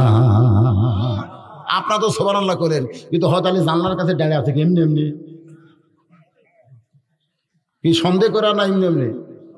কিন্তু ফাতেমা কি বলতেছে, ও বাবা যদি আমার স্বামী চেতন পায় আমাকে ঘরের মধ্যে না পাইলেও আমাকে সন্দেহ করবে না, কারণ ফাতেমা বুঝাইতেছে আমি এমন একজন ভালো বউ, আমার স্বামী কোনোদিন আমাকে সন্দেহ করবে না। বাবা একটু বাতি জ্বলান। রাসূল বলে, কি বলবি বল, তাড়াতাড়ি চলে যা, আলী ঘুমোর থেকে ওঠার আগে যা। ফাতেমা বলতেছে, বাবা কিছু বলবো না, শুধু আপনাকে একটু দেখাবার চাই, আপনি একটু ঘরের বাতি জ্বলান গো বাবা। নবী যেই মাত্র বাতি জ্বলাইছে সঙ্গে সঙ্গে ফাতেমা আলী জানলা দিয়ে সব কিছু দেখতেছে, দুইটা হাত বাবার সামনে এভাবে বাড়ায় দেয়। রাসূল বাতির আলোতে তাকায় দেখে হাতের তালু আছে কিন্তু হাতে চামড়া না, দুইটা হাত গোস্তের টুকরার মতো লাল হয়ে গেছে। ফাতেমা বলে, বাবা জাতা ঘুরাইতে ঘুরাইতে এত শক্ত হয়ে গেছে বাবা, আর জাতা ঘুরতে চাই না, আমি জোর করে ঘুরবার যাই আমার হাতে ফোসকা পড়ে গেছে বাবা, এখন ফোসকা ফেটে রক্ত বের হয়ে গেছে। আমি আমার হাসান হোসেনকে হাত দেখাইনি বাবা, আমার স্বামীকেও হাতটা দেখাই নাই, আমি গভীর রাত্রে আপনাকে দেখাইছি, আপনার কাছে একটু আমি সহযোগিতা চাই। নবী যখন ফাতেমার হাতের দিকে তাকায়, ফাতেমা যখন সহযোগিতা চায়, এমন সময় আল্লাহ নবী ঘরের কোনায় গিয়ে আল্লাহ ডাক দেয়, বলে মাবুদ দুনিয়ার কত ধনী ধনী যুবকেরা আমার কলিজার টুকরা ফাতেমাকে বিয়ে করতে চাইছিল, কিন্তু তুমি আল্লাহ ঘটকারি করলে এমন একজন গরিব আলীর সঙ্গে, যে আলী হচ্ছে আমার আপন চাচাতো ভাই, যার বাপ আবু তালেব মরে যাওয়ার পরে আমি তাকে লালন পালন করলাম, আর তুমি ঘটকালি করে তার সঙ্গে আমার মেয়েটার বিয়ে দিলে। আল্লাহ গো তোমার সন্তান নাই, তুমি সন্তানের দরদ কেমনে বুঝবা? আজকে ফাতেমা যখন দুই কারা হাত দেখাইছে আমি বাবা হিসাবে যার সহ্য করতে পারি না। এই কথা যেই মাত্র নবী আল্লাহর কাছে বলতেছে সঙ্গে সঙ্গে ফাতেমা এরকম কালো ওন্নাটা মাথায় ঘোমটা দিয়ে নবীর ঘর থেকে বাইরে যায়। রাসূল ডাকতে বলে, ফাতেমা আমি তো তোর বিরুদ্ধে কিছুই বলিনি মা, তুই কেন ঘর থেকে কেন বার হয়ে যাস? ফাতেমা বলতেছে, বাবা আপনি বলেছেন আল্লাহর পরে কাউকে যদি সেজদা দেওয়ার হুকুম থাকতো তাহলে ফাতেমা আলীর পায়ে সেজদা করতি, কিন্তু আল্লাহ ছাড়া কাউকে সেজদা দেওয়া যাবে না। এই কথার দ্বারা আপনি কি বুঝাইলেন? একজন মেয়েদের কাছে আল্লাহর পরে সবচাইতে যিনি দামি সেই মহান ব্যক্তি হলো তার স্বামী। আমার স্বামীর বিরুদ্ধে আপনি আল্লাহর কাছে বলবেন আর আমি ফাতেমা চুপি চুপি আমি শুনবো, সেই বিবে আমি না। ফাতেমা এই কথা বলে যখন বের হয়ে যায় পিছন দিক থেকে নবী চিৎকার করে বলে, মাবুদ এই ফাতেমা কে গো, এই ফাতেমা কে?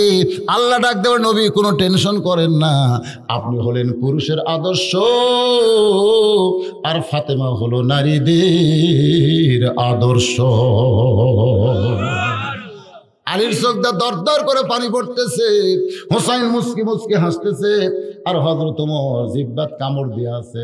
এমন সময় মেয়েটা বিরক্ত হয়ে বলতে, হোসাইন এতক্ষণ আগে উত্তর দিলাম, হলো কি হলো না, তিন বিচারতে কিছুই করলাম। আমি যে উত্তর দিলাম আপনি বলছেন আমার মাকে জানো, আর আমি উত্তর দিলাম চিনি, এটা হলো কি হলো না তার একটা রেজাল্ট দেওয়া লাগবে। ওমর ফারুক বলতেছে কেমনে হবে? হোসেন প্রশ্ন করেছে বুঝবারই পারো নাই, তুমি যে বললাম আমি চিনি কেমনে চিনবে? সঙ্গে সঙ্গে মেয়েটা বলতে, হোসেন আপনার মায়ের চোখের ভুরু জোড়া। আপনারা বলেন তো এরা দেখা জিনিস না শোনা জিনিস? চোখের ভুরু জোড়া তার মানে কি? ও হুসাইন আপনার মায়ের বাম গালে একটা কালো তিল ছিল, থুতুনির তলে লাল একটা দাগ। সঙ্গে সঙ্গে আলী চিৎকার করে বলে, মা যা বলছিস বলছিস, আর নিচে নামিস না, কারণ এ জায়গায় একজন পরপুরুষ আছে। চোখের ভুরো জোড়া, বাম গালে কালো একটা তিল, থুতুনির তলে লাল একটা দাগ। যেই কইছে বাবা যা বলছিস বলছিস আর বলিস না, এই জায়গা এই তিনজনের মধ্যে একটা পরপুরুষ আছে। আপনার বলে তো সেই পরপুরুষের নাম কি? হ্যাঁ জি, যে উমর সম্পর্কে রাসূল বলেছেন আমার পরে কেউ নবী হলে উমর হতো, সেই মহামানব উমর যদি পরপুরুষ হয় তাহলে মুরিদের বইয়ের কাছে পীর কি পুরুষ? পীর আজকে তো আপনি পীরক বাবা বানালে দিলেন। বাবা বউ বলতেছে যাও তো বাবার একটু খেদমত করো, যাও জান্নাত যদি পাবার চাও বাবার গাওয়াত তেল দাও। কিন্তু বাবার গাওয়াত দিবার কথা, গাও মানে কি গোটাল শরীর। এখন আপনার বউ যদি আপনার বাপের গাওয়াত তেল দিবার দেয়, ও জায়গা তো তেল দিবার চাই, তখনকার বাপ থাকবি কারে ভাই? হাসেন না, বাংলাদেশে এই পীর ব্যবসা নিয়ে সবচাইতে জঘন্যতম কাজ হচ্ছে ইসলামে। জোরে কোন কথা ঠিক? সবচাইতে জঘন্য। এই শালা শয়তান পীরেরা এখন হামাকের বিরুদ্ধেও ওয়াজ শুরু করছে। ভাইরাল হলো মসজিদ ঘরে আল্লাহ থাকে না, মসজিদ ঘরে আল্লাহ, মসজিদ ঘরে বলে আল্লাহ নাই। আল্লাহ কুটি আছে? মসজিদ কার ঘর? কথা কর, মসজিদ কার ঘর? এসপির ঘরে এসপি থাকে, ডিসির ঘরে ডিসি থাকে, থাকে কি থাকে না? তো আল্লাহর ঘর কে থাকবে? আর আমি কই মসজিদ ঘরে আল্লাহ থাকে না। শোনো বাবা মৌলানা, মসজিদ ঘরে আল্লাহ থাকে না। গান বাজতেছে, তার ভিউ কি জানেন? প্রতি ঘন্টায় লক্ষ ভিউ। তার মানে খুব দেখতেছে। আমি কই মসজিদ ঘরে আল্লাহ নাই, সেটি যে নামাজ পড়ে লাভ কিরে? আমাদের মতন আলেমদের বিরুদ্ধে এই ভণ্ডরা কথা বলতেছে। শোনেন, উমর ফারুকের মতন মহান ব্যক্তি যদি পরপুরুষ হয় তাহলে পীরেরা আপনার বইয়ের কাছে কি পুরুষ? একজন কাছে দুইজন আর কয় না। তোরে কোন কি পুরুষ? আলী বলতেছেন মা হোসেনের মায়ের চোখের ভুরু জোড়া, এটা আমি বলতে পারবো স্বামী হওয়ার কারণে, কারণ বারবার ওই কপালে আমি চুমা খাইছি। সুবহানাল্লাহ খান। স্বামী হিসাবে বইয়ের কপালে চুমা খায় না, তাই চোখের ভুরুর খবর আপনার বইয়ের চোখের ভুরুর খবর কি? আপনাকে বইয়ের বউ নাই? যদি আপনাকে বলি কে ভাই আপনার বইয়ের চোখের ভুরুর খবর কি? না আমি দেখিনি, তবে আমি ভাবিরটা করবো না। মানে ভাবিরটা খবরবে, বইয়েরটা খবরবে। শালা শয়তানেরও কিছু লোক আছে না। যদি বলা হয় তোমার বইয়ের বাম গালে তিল আছে, কই বইয়েরটা কবার পারবো না, তবে শালিরটা কবার পারবো। জোরে কোন এরকম শয়তান মার্কা লোক আছে না? হযরত আলী বলতেছেন হাসান হোসেনের মায়ের চোখের ভুরু জোড়া, এটা আমি বলতে পারি স্বামী হিসেবে। হোসেন বলতে পারে তার মায়ের বাম গালে কালো একটা তিল আছে। নবী বলতে পারে তার থুনির তলে একটা লাল দাগ আছে। কিন্তু রোম দেশের জেলখানায় বন্দি থাকা তুমি মেয়ে কেমনে বললা? তুমি কেমনে বললা? মেয়েটা বলতে মুরব্বী ওই রোমের জেলখানার মধ্যে যখন বন্দি ছিলাম, ওই বন্দি অবস্থায় শিরদিল কারারক্ষী যখন আমাকে চাবুক মারতো, ওই চাবুক মারতে মারতে একসময় আমি বেহুশ হয়ে পড়ে যেতাম। একদিন একটু বিরক্ত হয়ে আল্লাহকে বললাম, আল্লাহ তুমি আছো আসমানে আর নবী আছে মদিনায়। এই রোমের জেলখানার মধ্যে এত নির্যাতন আমাকে করে, আমাকে দেখার মতন কেউ নাই। আল্লাহ তুমি আমার মৃত্যু দাও, আমি মরে যাব, কিন্তু এত নির্যাতন আমি সহ্য করতে পারবো না। আল্লাহ বলেছেন সুম্মাস তাকাম, এর প্রতি তোমাকে অটল থাকতে হবে। এক সময় অটল অবস্থায় ঘুমিয়ে গেলাম। ওই ঘুমের মধ্যে স্বপ্নে দেখি আমার শেওরের পাশে একজন নূরের পুতুলি বসে আমার মাথার চুলের মধ্যে হাত দিয়ে আমার শান্তি দেয়। আমি বললাম কে গো আপনি? জান্নাতের হুরি না বেহেশতের পরী? আমার মাথায় হাত দিয়ে বললেন মা আমি জান্নাতের হুরিও না বেহেশতের পরীও না, আমি হলাম জগৎ বিখ্যাত মা ফাতেমা। আমি শুধু তাকায় দেখলাম তার চোখের ভুরু জোড়া, বাম গালে কালো একটা তিল ছিল, থুতুনির তরে লাল একটা দাগ দেখেছি। সঙ্গে সঙ্গে হোসেন চিল্লায় বলে রে মেয়ে, 1 নম্বর প্রশ্নের উত্তর যেমন আশা করেছিলাম তার সাথে 100 গুণ তুমি সুন্দর দিয়েছ। ওমর ফারুক বলে আলী ভাই আমার ঘটকালি আল্লাহ কবুল করেছে। হোসেন বলে এত সহজ না, 3টা প্রশ্নের উত্তর দিলে করবো বিয়ে, নসেদ কিন্তু আমি বিয়ে করব না। ওমর ফারুক বলে হোসাইন তাহলে এখন 2 নম্বর প্রশ্ন করো। হোসেন বলতেছে রে মেয়ে আমার 2 নম্বর প্রশ্ন হলো 6 বছর বয়সে তুমি ঈমান গ্রহণ করেছো, একটু মনোযোগ দিবেন। এটাই কিন্তু সুম্মাস্তাকামু তাতানাজ্জালু আলাইহিমুল মালাইকা, একটু মনোযোগ দেন। 6 বছর বয়সে তুমি ঈমান গ্রহণ করেছো, তোমার দাদা হলো খ্রিস্টান, তোমার মা হলো খ্রিস্টান, তোমার বাবা খ্রিস্টান, যেই দেশে তুমি জন্ম নিয়েছো ওই দেশের সকলেই খ্রিস্টান। তাহলে একজন খ্রিস্টান দেশের মেয়ে 6 বছরে কেমনে ঈমান গ্রহণ করলা? এটাই হলো আমার 2 নম্বর প্রশ্ন। মেয়েটা দাঁড়িয়ে বলে, হোসাইন 6 বছর বয়স ঈমান কেমনে গ্রহণ করলাম যদি জানতে চান তাহলে শোনেন, আমি দুনিয়ার সাধারণ ঘরের কোনো মেয়ে না, আমার দাদা হলো রোম সম্রাট কাইসার। লিল্লাহি তাকবীর। ওমর ফারুক বসেছিলেন, দাঁড়িয়ে গেছেন যে মেয়েটা বলতেছে আমি সাধারণ ঘরের কোনো মেয়ে না। তাহলে কি বোঝা গেল? সাধারণ। তার দাদা হলো রোম সম্রাট কাইসার। পরন্ত বিকেল বেলায় দাদা অন্দর মহলে গিয়া আমার মাকে বলতেছে আমার নাতি কোন জায়গায়। আমি ঘর থেকে বের এসে বসলাম দাদু ভাই, কারণ প্রত্যেকটা দাদা নাতিকে ভালোবাসে আর প্রত্যেকটা নানা কিন্তু নাতিকে ভালোবাসে।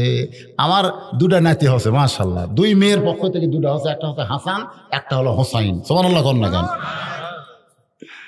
আই রে কি মজা ভাই। আমার বড় নাতি হোসাইন, ও আবার এটা একটু উল্টা হচ্ছে, মানে আমার বড়টা হোসাইন হোসা, আর পরে যেটা হলো এটা হাসান, মানে উল্টা হতো, হোক উল্টে।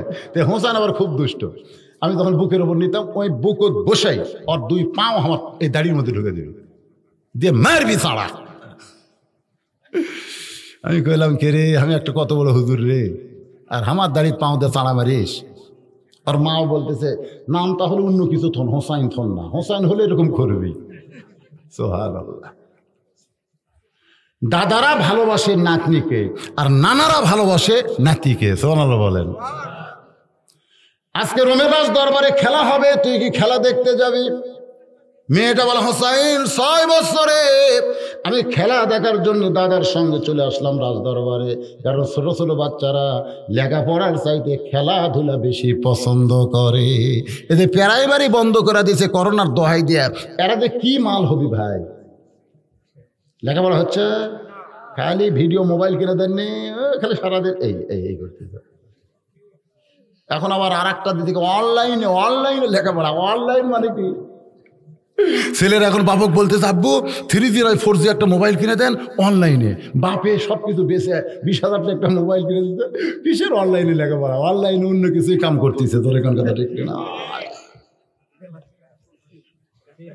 তো এখন প্রাইমারির বাচ্চারা লেখাপড়া বাদ দিয়েছে, কিন্তু আল্লাহ শুকর আদায় করছি আমার মাদ্রাসায় নুরানি এ পর্যন্ত 28টা প্রাইমারি ছাত্র ভর্তি হচ্ছে। 28টা।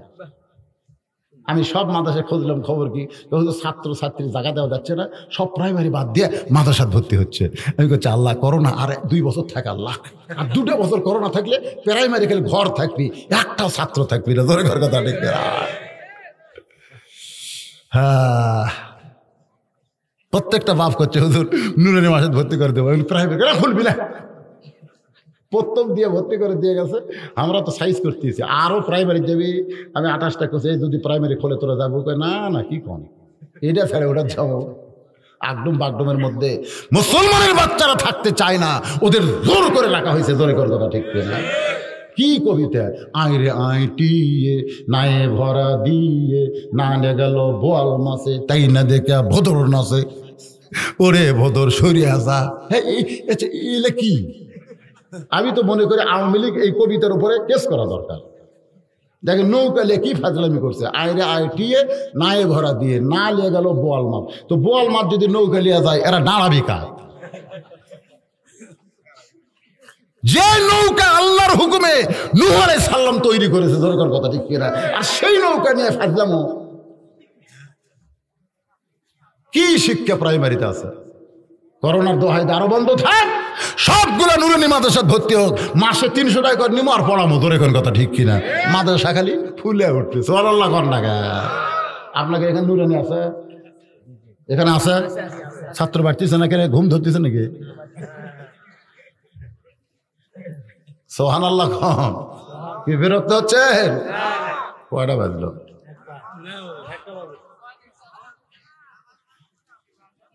না বাজুক, ওয়াজের বেশি সময় নাই, অল্প সময়ের মধ্যে শেষ হবে, একটু খেয়াল করেন। মেয়েটা বলে, হোসাইন 6 বছর বয়স আমি দাদার সঙ্গে খেলা দেখার জন্য রাজ দরবারে আসলাম। রাজ দরবারে খেলা হবে, সংসদ ভবনে গান হবে, দরকার কথা ঠিক কিনা? প্রতি মিনিটে 35,000 টাকা খরচ, আর সেই সংসদ ভবনে মমতার গান কয় 10 মিনিট। গায়িকা যে দিচ্ছেন আপনারা জায়গা, নাউজুবিল্লাহ কয় লাভ আছে কি জানে? এই মমতাজ কি জানে রে? ওই গানই জানে, ওই তো গানই কবি। তো রাজ দরবারে খেলা হবে, বুঝতেছেন না? রাজ দরবারে খেলা। মেয়েটা বলতেছে, হোসাইন আমার দাদার সিংহাসনের পাশে আমার জন্য ছোট্ট একটা চেয়ার সেট করে দিছে, ওই চেয়ারে বসে আমি বায়না ধরলাম, দাদা খেলা দেখার কথা বলে নিয়ে আসলেন, খেলা কোন জায়গায়? আমার দাদা বলে, ওই যে তাকায় দেখ। মেয়েটা বলে, হোসাইন আমি আশ্চর্য হয়ে গেলাম, দাদার কথা মতো তাকায় দেখি কালো কাপড় দিয়ে চোখ বেঁধে রাখছে, কালো রশি দিয়ে 2টা হাত বেঁধে রাখছে, পায়ের দিকে তাকায় দিকে লোহার শিকল দিয়ে 2টা পা আটকে রাখছে। একটা মানুষ দেখে আমি চমকে বললাম, দাদু ভাই খেলা দেখার কথা বলে আপনি আমারে কি দেখাচ্ছেন? আমি তো একটা মানুষ দেখতে পাই। আমার দাদা আমার মুখে হাত দেয়, বলে, না রে খবরদার, ওইটাকে মানুষ বলবি না, ওটা মানুষ না রে, ওইটা মানুষ না, ওইটা হইল মুসলমান। মেয়েটা বলতেছে, আমার দাদা ইনসাল্ট করে বলতেছে ওটা মানুষ না। তার মানে বোঝা গেল খ্রিস্টান জগতেরা মুসলমানকে মানুষ মনে করে না। আমাদের দেশের 3 দিকে যে দেশটা আছে, এরা মুসলমানের মানুষ মনে করে, এদের হিন্দুরা। যদি মুসলমানকে মানুষ মনে করত, মুসলমানের কলিজায় ওরা হাত দিত না। কারণ মুসলমান নিজের জীবনের চাইতেও মসজিদকে বেশি ভালোবাসে। আর 400 বছরের পুরাতন বাবরি মসজিদ ভেঙ্গে ওই জায়গা ওরা রাম মন্দির তৈরি করতেছে। তার মানে মুসলমানের কলিজাত ওরা আঘাত করছে। জোরে কর কথা ঠিক কিনা? যদি আমাদেরকে মানুষ মনে করতো, ওরা আমাকে মসজিদ ভেঙে রাখতো। আমরা হিন্দু করে একটা মন্দির ভাঙছি, এ কটা কর ভাঙছি। ওরা ওখানে মসজিদ ভাঙ্গা রাম মন্দিরের কলম তুলতেছে। সারাদিন কলম তোলে, সকালে এসে দেখে নাই। কয়েকদিন আগে ফেসবুকে দেখলাম, পেপার, সারাদিন কলম তুলিতে, সকালে এসে দেখে নাই। রাতের মধ্যে কি হলো রে?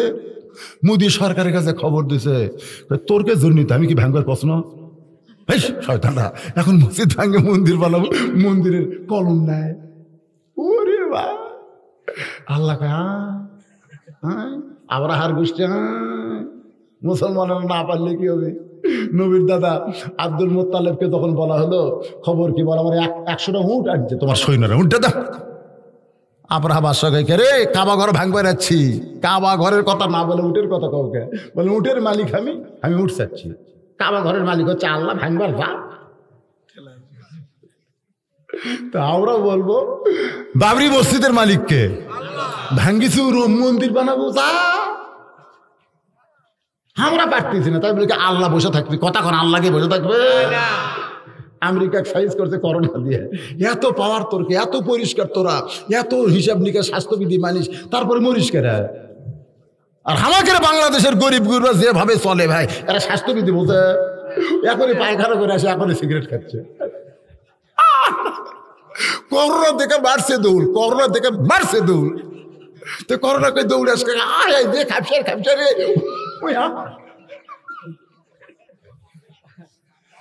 সুবহানাল্লাহ। আজকে বাংলাদেশে যারা বেশি স্বাস্থ্যবিধি মানতেছে, ওরকে কি করোনা ধরতেছে? দরকার কথা ঠিক কিনা? আসেন মূল কথায় চলে আসি। এবার হুসাইন শুনতেছে, আর মেয়েটা বলতেছে, হুসাইন আমার দাদা বললো এটা মানুষ না, ওইটা হলো মুসলমান। আমি তখন বললাম, দাদু ভাই ওই মুসলমানকে নিয়ে আপনি কি খেলা খেলবেন?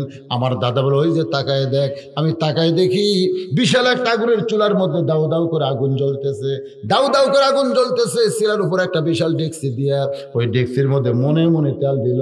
ওই আগুনের তাপে তেলগুলো টকবক টকবক করতেছে। আমার দাদা বলে, নাতনি রে, ওই মুসলমানকে হাত পাও বেঁধে উত্তত তেলের মধ্যে ফেলে দেব। আজকের খেলার নাম হলো মুসলমান মারার খেলা। খেলার নামটা কি দিছে? খুব খেয়াল করে শোনেন, বর্তমানে যে খেলা চলতেছে, এ খেলার নাম কি? কথা বল না কেন? খেলার নাম কি? মুসলমান মারার খেলা। আমি সুমকে বললাম, দাদু ভাই একটা জীবন্ত মুসলমানকে এভাবে আগুনে না পড়ে মারে এই মুসলমানকে কি ছাড় দেওয়া যায় না? এই মুসলমানের খেলা কি বাদ দেওয়া যায় না? আমার দাদা বলে 100 বার বাদ দেওয়া যাবে। যদি মুসলমান একটা বারের জন্য বলে আল্লাহ রাসূল মানি না, শুধু একটা বার বলবে আল্লাহ রাসূল মানি না, চোখের বাঁধন খুলে দিব, হাতের বাঁধন খুলে দিব, পায়ের শিকল খুলে দেওয়া হবে। মেয়েটা বলে হোসাইন, আমি 6 বছরের ছোট্ট মেয়ে, ওই মুসলমানের কাছে গিয়ে বললাম, মুসলমান একটা বারের জন্য বলো আল্লাহ রাসূল মানি না, তাহলে আমার দাদা তোমাকে ছেড়ে দেবে, ওই আগুনের মধ্যে তোমাকে পুড়ে মারবে না।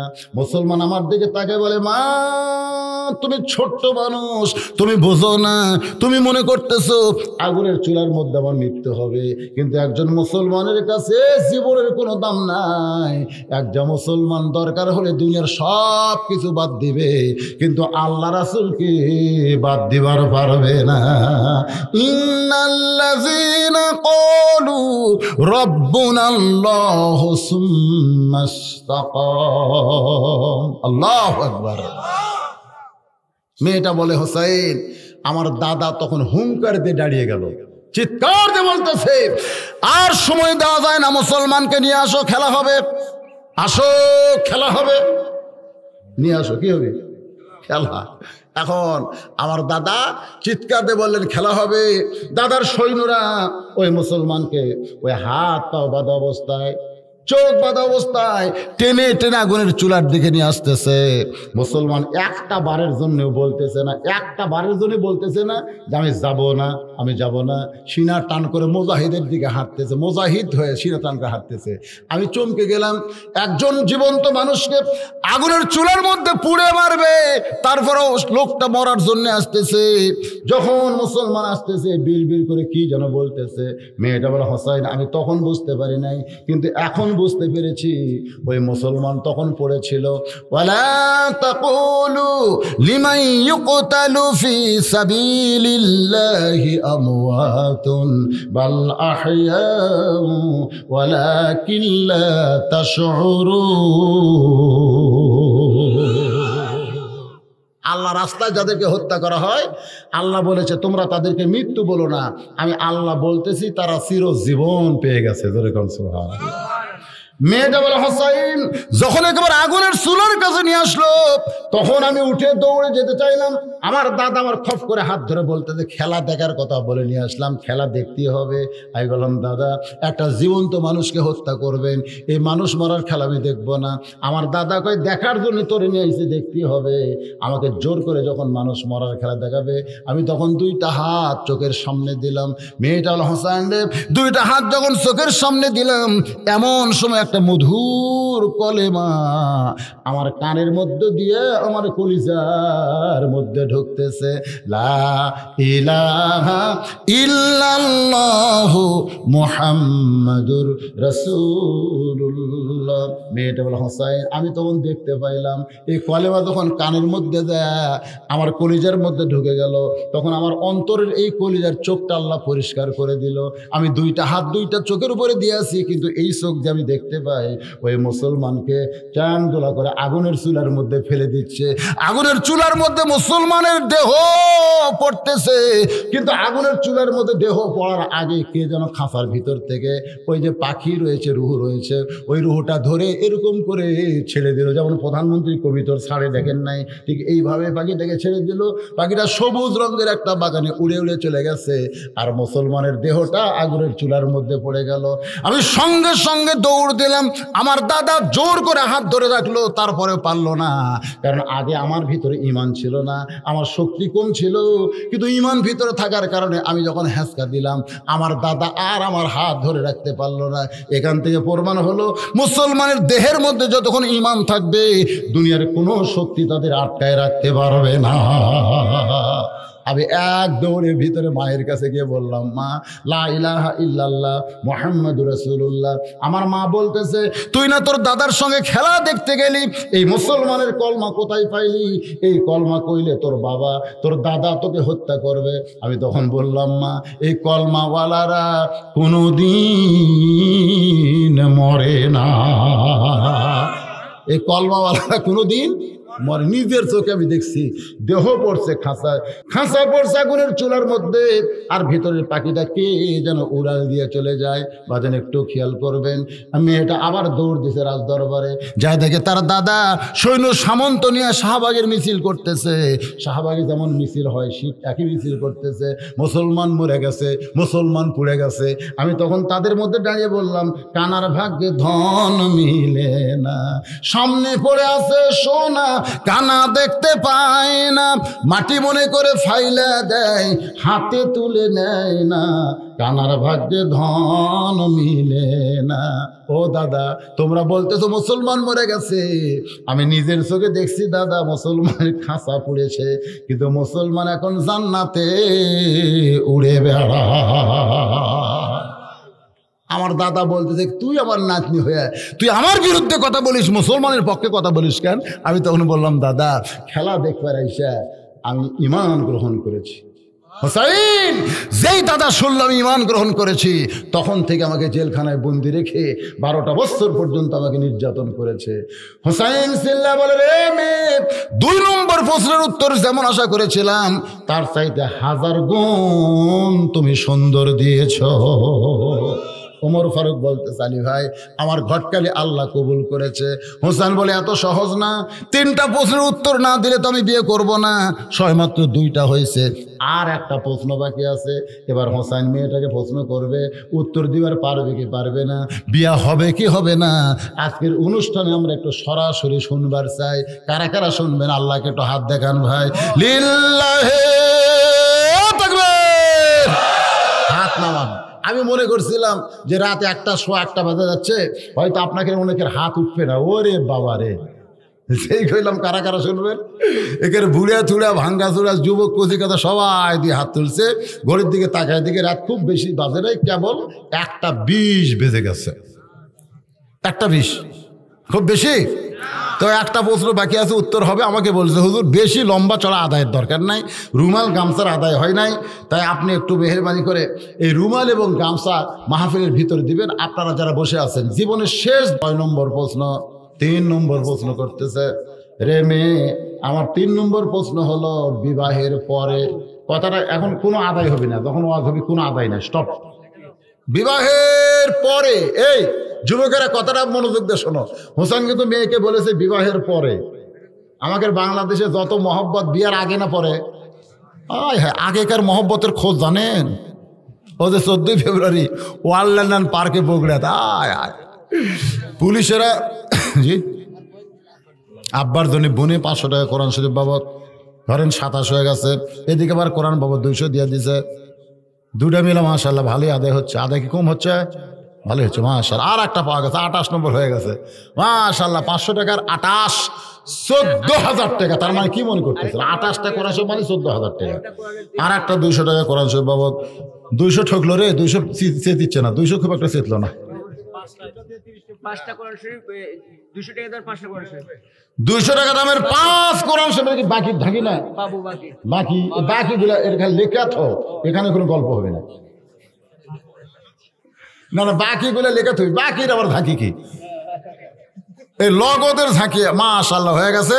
কয়টা? কত হলো? গোটা মাদ্রাসার বলে কেশিয়া, তাই কয় কোরআন শরীফ হিসাব তোর পারতেছে না। ওটা গুনবার কে কছে? ওটা তো 30টা হয়ে গেছে। কত আছে? লিল্লাহে তাকবীর। কার নামে? আমার নামে, বাপমার নামে। আপনার নাম কি? আমার নাম বাবু। বাবু তার বাপমার জন্য 5 কোরআন শরীফ বাবদ 1000 টাকা নগদে করছে দান। আমি তার জন্য দোয়া করি, বাপমার জন্য দোয়া করি, এই 5টা কোরআন দেওয়ার জন্য। আল্লাহ 5 ওয়াক্ত নামাজে যত ফজিলত তাদের কবরে দান করে দেন। জোরে কান আমিন। উঠি থনকার 200 টাকার কোরআন, এটা হিসাব গোলমল করে হাল দিল। ও আপনি ওই লোট জোগাচ্ছেন? হ্যাঁ ঠিক আছে, ঠিক আছে, মাশাআল্লাহ, যা আপনার দিচ্ছেন আলহামদুলিল্লাহ। এবার হোসেন বলতেছে, রে মেয়ে বিয়ার পরে, কারণ প্রত্যেকটা বাংলাদেশের যুবকেরা যুবতীরা বিয়ার আগে মজা খোঁজে, কিন্তু বিয়ার আগে কোনো মজা নাই, যত মজা হবে বিবাহের পরে। আপনারা বলেন তো, বিয়ার আগে কোনো মেয়ে কোনো ছেলের সাথে, কোনো ছেলে কোনো মেয়ের সাথে কথা বলা যাবে কথা? আর আমাদের দেশে কি কয়, তুমি আমার জীবন, তুমি ওরে বাবা জীবন। বিবাহের পর আমার সঙ্গেই তোমার থাকতে হবে। 3 নম্বর প্রশ্ন। মেয়েটা ফোপায় ফোপায় কাঁদতেছে, খালি কান্দে আর কান্দে। মেয়েটা কান্না দেখে ওমর ফারুক বলে, মা 2টা কঠিন প্রশ্নের উত্তর তুমি দিয়ে দিলে, আর সহজ প্রশ্ন করেছে, বিয়ার পরে আমার সঙ্গেই তোমার থাকতে হবে, তুমি বলবে আমি থাকবো, তাহলে উত্তর হয়ে যাবে। মেয়েটা বলে, আমিরুল মুমিনিন হোসেন যখন বলেছে বিয়ার পরে আমার সঙ্গেই তোমার থাকতে হবে, এখানে প্রত্যয় যোগ করার কারণে বোঝা গেল একটা মানুষের জীবনে দুঃখ আসবে, কষ্ট আসবে। আইয়ুব নবী যখন ভালো ছিল তখন অনেকগুলো বিবি তার সঙ্গে ছিল, কিন্তু আইয়ুব নবী যখন অসুস্থ হয়ে গেল তখন সব বিবি, এমনকি তার সমস্ত কর্মচারী আপনজন সবাই তাকে ছেড়ে চলে গেল। এক সময় গোটা দেহ যখন পছন্দ ধরে গেল, তখন তার বাড়ি ঘর থেকে বের করে তাকে জঙ্গলের মধ্যে রেখে গেল। জঙ্গলের মধ্যে যখন আইয়ুবরে রাইখা যায়, সবাই ছেড়ে গেল, একজন বিবি কিন্তু আইয়ুব নবীকে ছাড়ে নাই, যে বিবির নাম হলো রহিমা। ওই রহিমা যেমন আইয়ুব নবীর সঙ্গে ছিল সুখের দিনেও দুঃখের দিনেও। হোসাইন, আমি আপনার 3 নম্বর প্রশ্ন বুঝতে পেরেছি।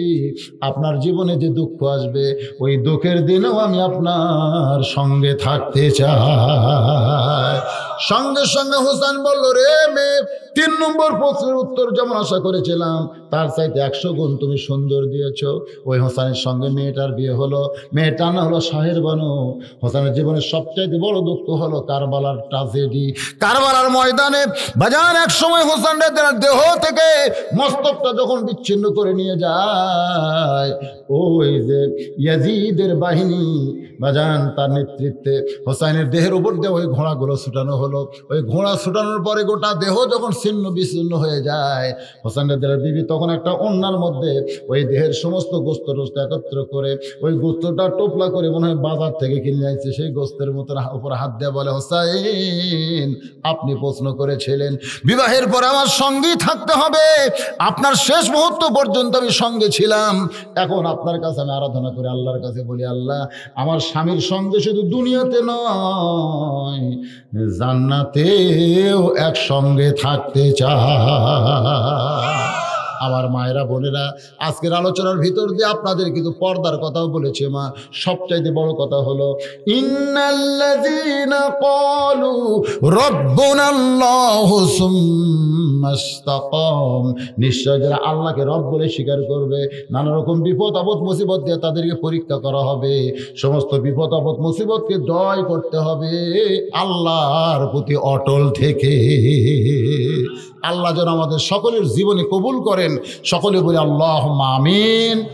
ভাইজান, পাশে আমার 10 তারিখে একটা মাহফিল আছে, পাশে। আল্লাহ যদি হায়াতে রাখে আবার দেখা হবে আপনাদের সাথে ইনশাআল্লাহ। ইস্তিগফার পড়ে আস্তাগফিরুল্লাহ রাব্বি মিন কুল্লি যামবি ওয়া তুবু ইলাইহি, আস্তাগফিরুল্লাহ রাব্বি মিন কুল্লি যামবি ওয়া তুবু ইলাইহি, লা হাওলা ওয়ালা কুওয়াতা ইল্লা বিল্লাহিল আলিয়্যিল আযীম। কি করা লাগবে আমাকে বলেন, কি করা লাগবে? লাইন হয়ে বসে, হ্যাঁ লাইন হয়ে বসে, নাকি প্যাকেট? না প্যাকেট। আচ্ছা, উত্তর দক্ষিণ হয়ে লম্বা হয়ে বসেন, উত্তর দক্ষিণ লম্বা হয়ে বসেন।